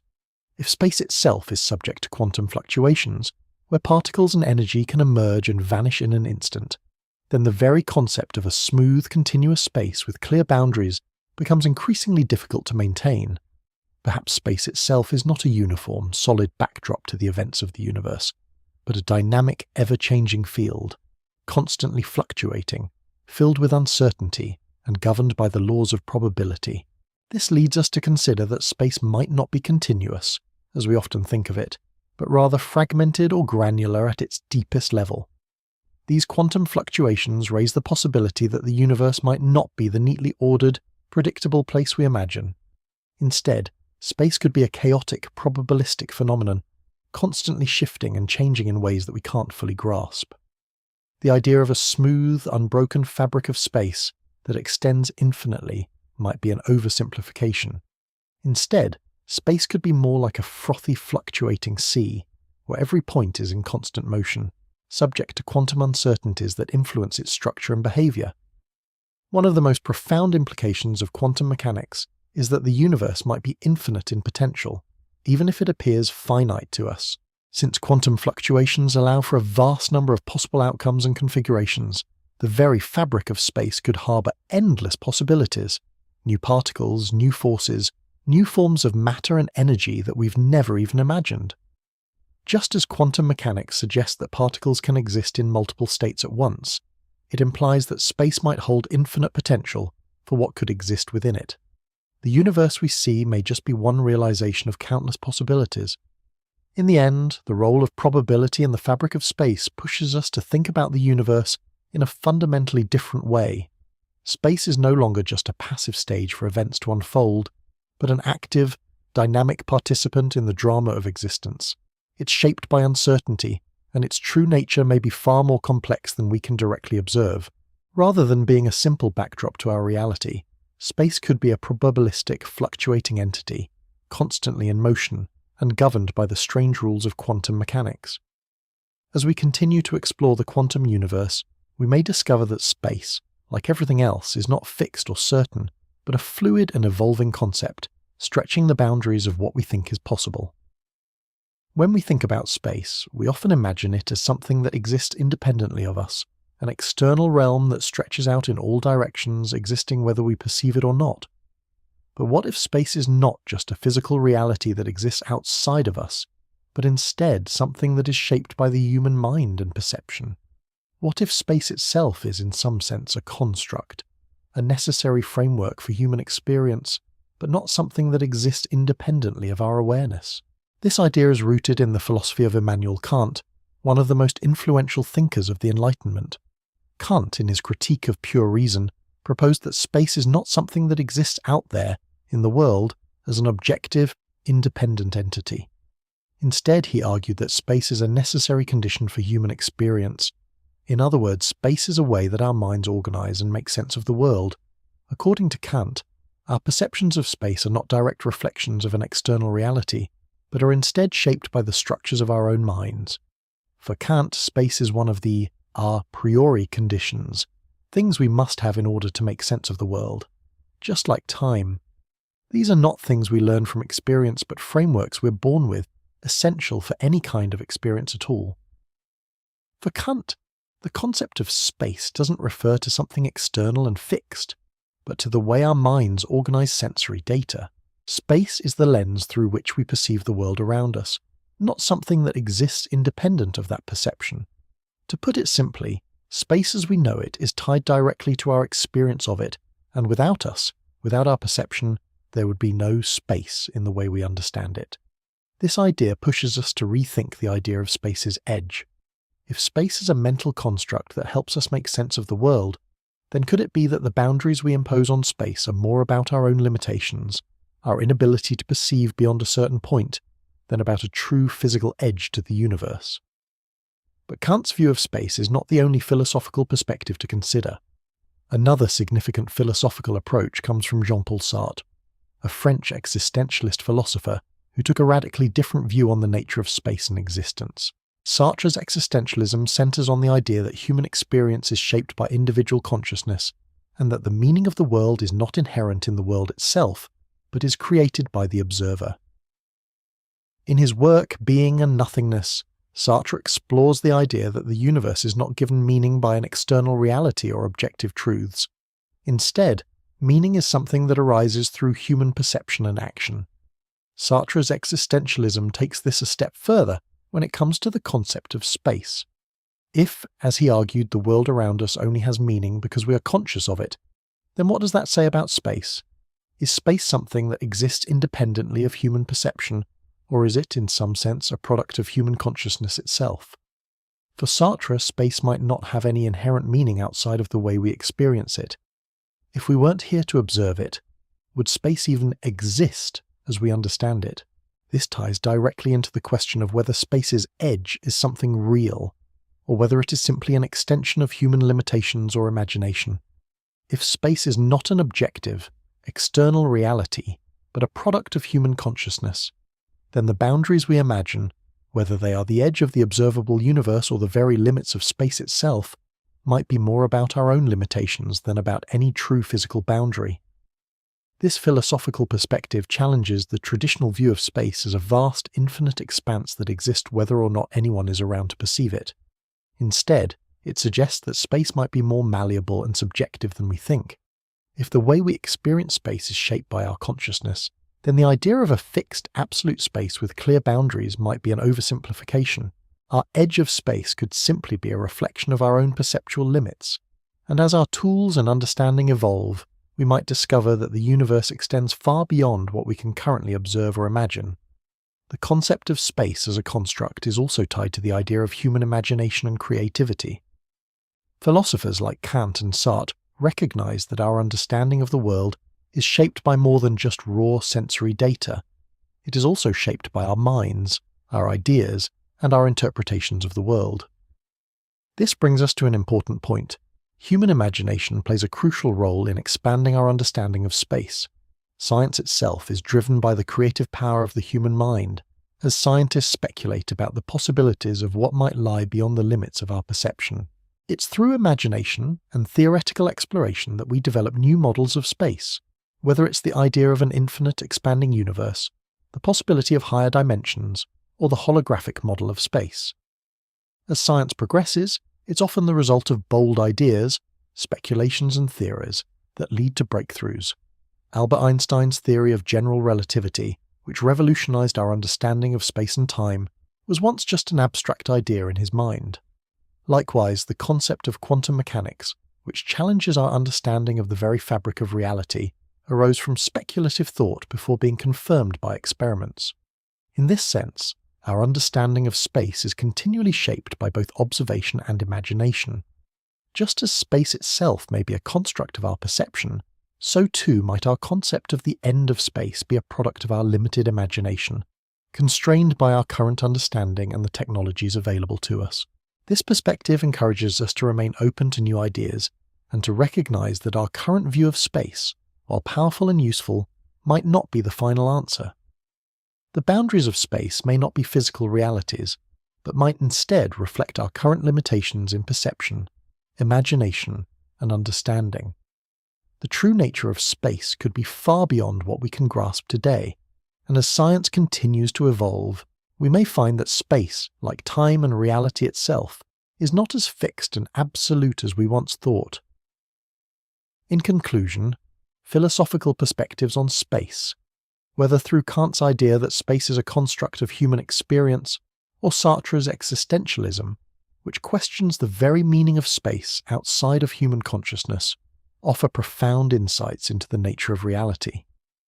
The question of space's edge, then, may not be a simple matter of measuring a physical boundary, but could be a reflection of the limits of our own minds.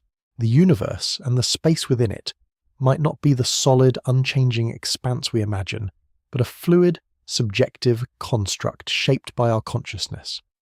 As we continue to explore and question, we might come to realize that space is not just a place we inhabit, but a concept we create, a space for imagination, discovery, and infinite potential. In our quest to understand the vast expanse of space, humans have long relied on the tools and technologies at our disposal to peer deeper into the cosmos. For centuries, we've been limited by the sharpness of our vision, gazing at the night sky through the lens of simple telescopes. But over the last few decades, advancements in observational technology have opened up new windows to the universe, allowing us to glimpse deeper into space and uncover mysteries that were once beyond our reach. One of the most significant milestones in our understanding of space came in 1990 with the launch of the Hubble Space Telescope. Positioned far beyond the interference of Earth's atmosphere, Hubble gave us unprecedented views of distant galaxies, nebulae, and star clusters, revealing a universe that was far more complex and beautiful than we had ever imagined. Hubble's ability to observe in a variety of wavelengths from ultraviolet to infrared allowed scientists to study objects in ways that were impossible with ground-based telescopes. Its images of deep space, like the famous Hubble Deep Field, showed us galaxies that were billions of light-years away, providing snapshots of the universe's past, stretching all the way back to a time just a few 100 million years after the Big Bang. Thanks to Hubble, we now have detailed knowledge of the age, size, and composition of many galaxies. It has helped refine our understanding of cosmic phenomena like supernova, black holes, and the expansion of the universe. One of Hubble's most important discoveries was the observation of the accelerating expansion of the universe, leading to the identification of dark energy, an invisible force that is pushing galaxies farther apart. This discovery has had profound implications for cosmology, suggesting that the universe is not only expanding, but doing so at an ever-increasing rate. Yet, while Hubble revolutionized our view of the universe, it also had its limitations. Its view was still constrained by the wavelengths of light it could detect, and while it provided breathtaking images of faraway objects, there were still regions of the universe that remained elusive. Enter the James Webb Space Telescope, Hubble's successor, launched in December of 2021. Webb promises to take the next giant leap in cosmology, offering an even deeper, more detailed look into space. The James Webb Space Telescope is equipped with instruments that allow it to observe in the infrared part of the spectrum, which is essential for seeing through cosmic dust and gas that obscure our view in visible light. This ability opens up new possibilities for exploring the birth of stars and galaxies, as well as examining the atmospheres of exoplanets in detail, perhaps even identifying signs of life elsewhere in the universe. Webb's mirrors, which span a massive 21 feet across when fully deployed, are more than 2.5 times larger than Hubble's, making it significantly more powerful. By positioning Webb at the Lagrange point 2, about 1 million miles from Earth, the telescope is able to observe without interference from Earth's atmosphere or heat, offering a clear and uninterrupted view of the universe. One of Webb's key missions is to look deeper into the early universe, to see what galaxies and stars looked like just a few 100 million years after the Big Bang. By capturing the faintest light from these distant objects, Webb will provide us with a clearer picture of how the universe evolved in its infancy, shedding light on the formation of galaxies and the seeds of cosmic structure. This deep look into the universe's history could also help answer some of the most fundamental questions about the nature of space, time, and the expansion of the universe. But the James Webb Space Telescope's ability to peer into the distant universe also ties into the ongoing mystery of the edge of space. As we observe galaxies that are farther and farther away, we are looking further back in time, toward the very beginning of the universe. Webb's ability to study the early universe could help answer the question of whether space itself has an edge or if it is simply an ever-expanding infinite entity. In fact, by pushing the boundaries of our observations and looking beyond the observable universe, Webb may provide the first direct evidence of whether the universe is truly infinite or if there is some limit to its extent. As new technologies like the James Webb Space Telescope continue to push the boundaries of our knowledge, they are also forcing us to confront the limits of human perception. What we once thought was the edge of the universe, the farthest point we could see, has already expanded far beyond what we could have imagined thanks to tools like Hubble. But as we continue to look deeper into space, we might reach a point where the very idea of an edge becomes irrelevant. If the universe continues to expand infinitely, and if we continue to push the boundaries of our observation, the concept of an edge may simply fade away. The universe might be infinite in ways we can't fully grasp, and our perception of space's limits might always be constrained by the limits of our instruments and our imagination. This raises an important point. The future of cosmology may not just be about gathering more data, but about changing the way we think about the universe. As our observational technology improves, so too must our theories evolve.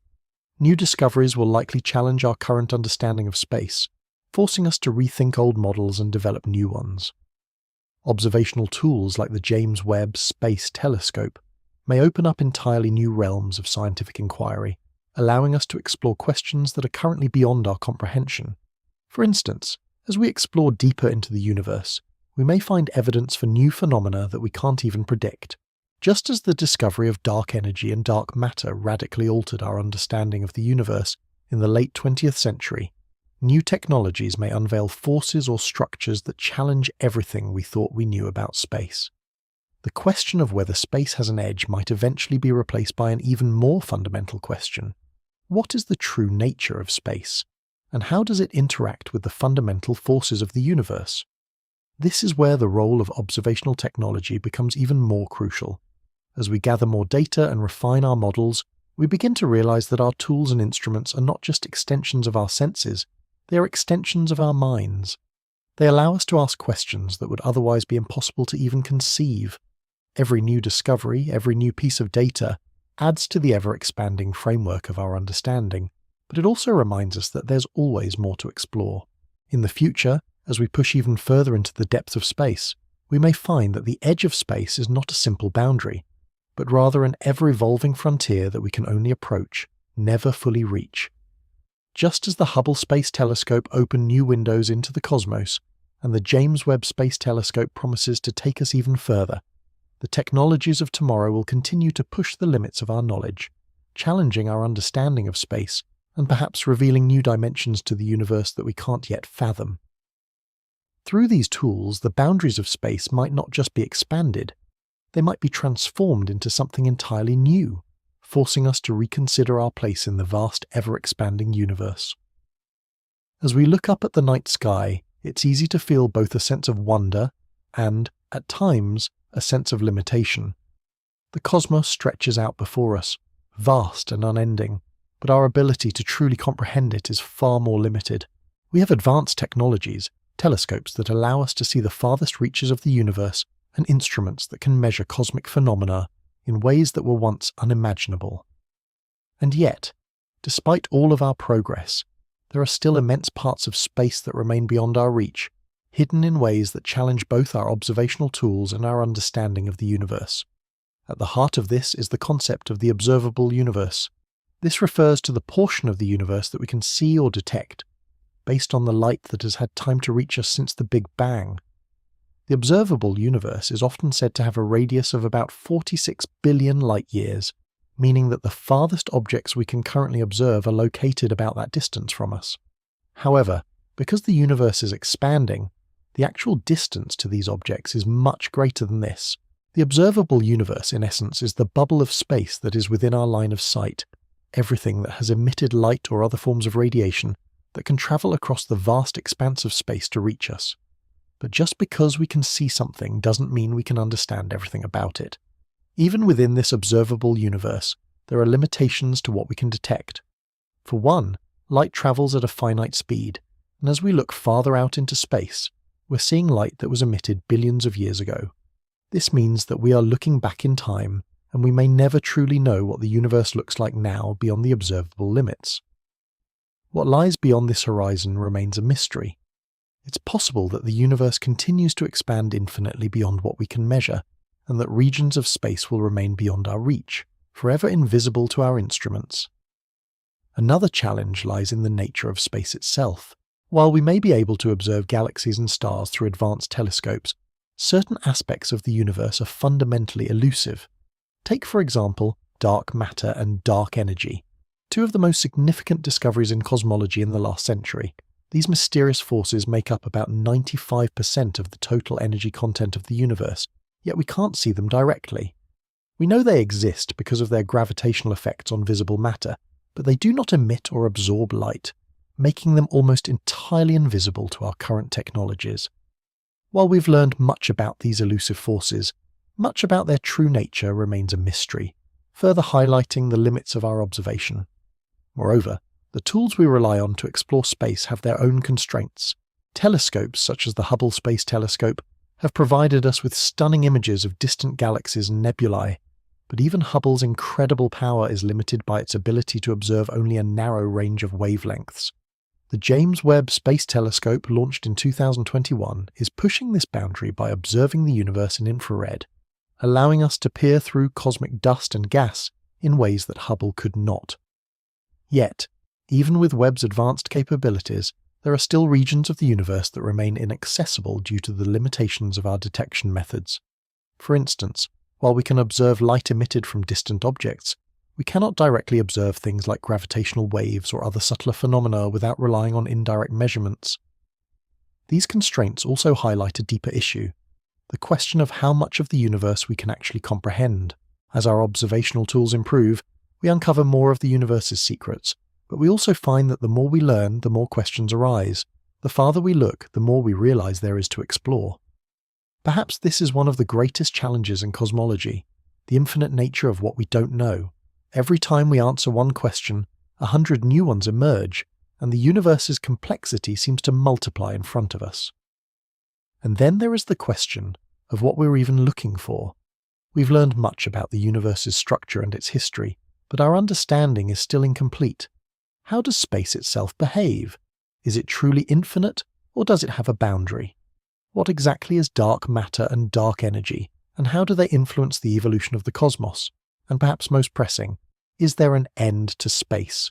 Or is the universe, as some theories suggest, infinite and boundless, stretching beyond the limits of our current understanding? For now, these questions remain unanswered, and the pursuit of answers continues. What we do know is that the universe is far more complex than we once imagined. Space is not just a simple, static void, but a dynamic and evolving entity, shaped by forces that we are only beginning to understand. And as we continue to explore, we may discover that space itself is not a thing we can define in any easy, finite terms. It may be a concept that extends far beyond what we can measure or even perceive. In many ways, the limits of our observations are a reflection of the limits of our imagination. Just as our ancestors once believed that the Earth was flat, we too may be working with an incomplete view of the cosmos, one that will continue to evolve as our technology and understanding improve. The true structure of space may be far more intricate and expansive than we can currently fathom. As new instruments, like the James Webb Space Telescope, provide us with deeper insights, we may come closer to answering the most profound questions about the universe and our place within it. However, this journey of discovery doesn't just involve observing the cosmos. It also involves redefining the very boundaries of our knowledge. The edge of space, just like the edge of knowledge, may be an ever-moving frontier. Each new discovery will push those boundaries outward, and each answer will open up new realms of inquiry. As we continue to explore the universe, we are also expanding the horizons of human thought itself, and in doing so, we may never truly reach the end of space, but instead continue on a path of ever-deepening understanding and exploration, one that stretches far beyond what we can see or imagine today. As we come to the end of our journey through the vast and mysterious expanse of space, we are left with more questions than answers. The central question we set out to explore, does space actually end, remains as elusive and fascinating as ever. Through the ideas and theories we've examined, we've seen how space is not simply a static, unchanging backdrop to the events of the universe, but a dynamic and often unpredictable entity that continues to challenge our understanding. From the mind-bending concept of cosmic inflation, where space expanded exponentially in the moments after the Big Bang, to the holographic principle, which suggests that space itself might be an illusion projected from a higher dimensional reality, we've encountered ideas that force us to reconsider our traditional views of space. We've also seen how the observable universe, with its ever-expanding limits, means that much of the cosmos remains beyond our reach, hidden by the vast distances and the limitations of our instruments. We've delved into the philosophical perspective, where thinkers like Immanuel Kant propose that space may not exist independently of our perception, but is instead a necessary framework for our experience of the world. In contrast, existentialists like Jean-Paul Sartre questioned whether space even has meaning outside of human consciousness, leaving us to ponder whether the edge of space is not a physical reality, but a construct shaped by our own limitations. Of course, science doesn't stop at questions. It thrives on them. The discovery of dark matter and dark energy, and the revolutionary work of telescopes like Hubble and the James Webb Space Telescope, show us that there is still so much more to learn. These new technologies have expanded the boundaries of our knowledge, allowing us to peer deeper into space than ever before, but even they are not without limits. As our tools improve and our theories evolve, the mystery of space continues to unfold before us, challenging us to embrace the unknown. And so, we return to the question, does space actually end? As we've seen, the answer is not so simple. Space might have no true boundary, no physical edge, but instead could be an infinite evolving fabric that stretches far beyond our perception. Or perhaps, as some theories suggest, space itself may be a projection, an illusion, with the true nature of the universe lying beyond the limits of our understanding. We may never fully comprehend the ultimate structure of space, but that's what makes this journey so exciting. The pursuit of knowledge about space is an ongoing adventure, and perhaps the true beauty lies not in reaching a final answer, but in the discovery process itself. As we continue to explore, we may uncover new dimensions, new forces, and new possibilities, each one leading us deeper into the heart of the universe. The more we learn, the more we realize how much there is yet to uncover, and how the boundaries of what we know are always expanding. In the end, the mystery of space is not something to fear or shy away from. It's something to embrace. As we look to the stars and wonder about the vastness of the universe, let us remember that the possibilities are infinite. The journey of discovery is what keeps us moving forward, and perhaps, in the pursuit of understanding space's edge, we'll find that the true wonder lies not in defining its limits, but in exploring the boundless, ever-expanding mysteries that lay just beyond our reach.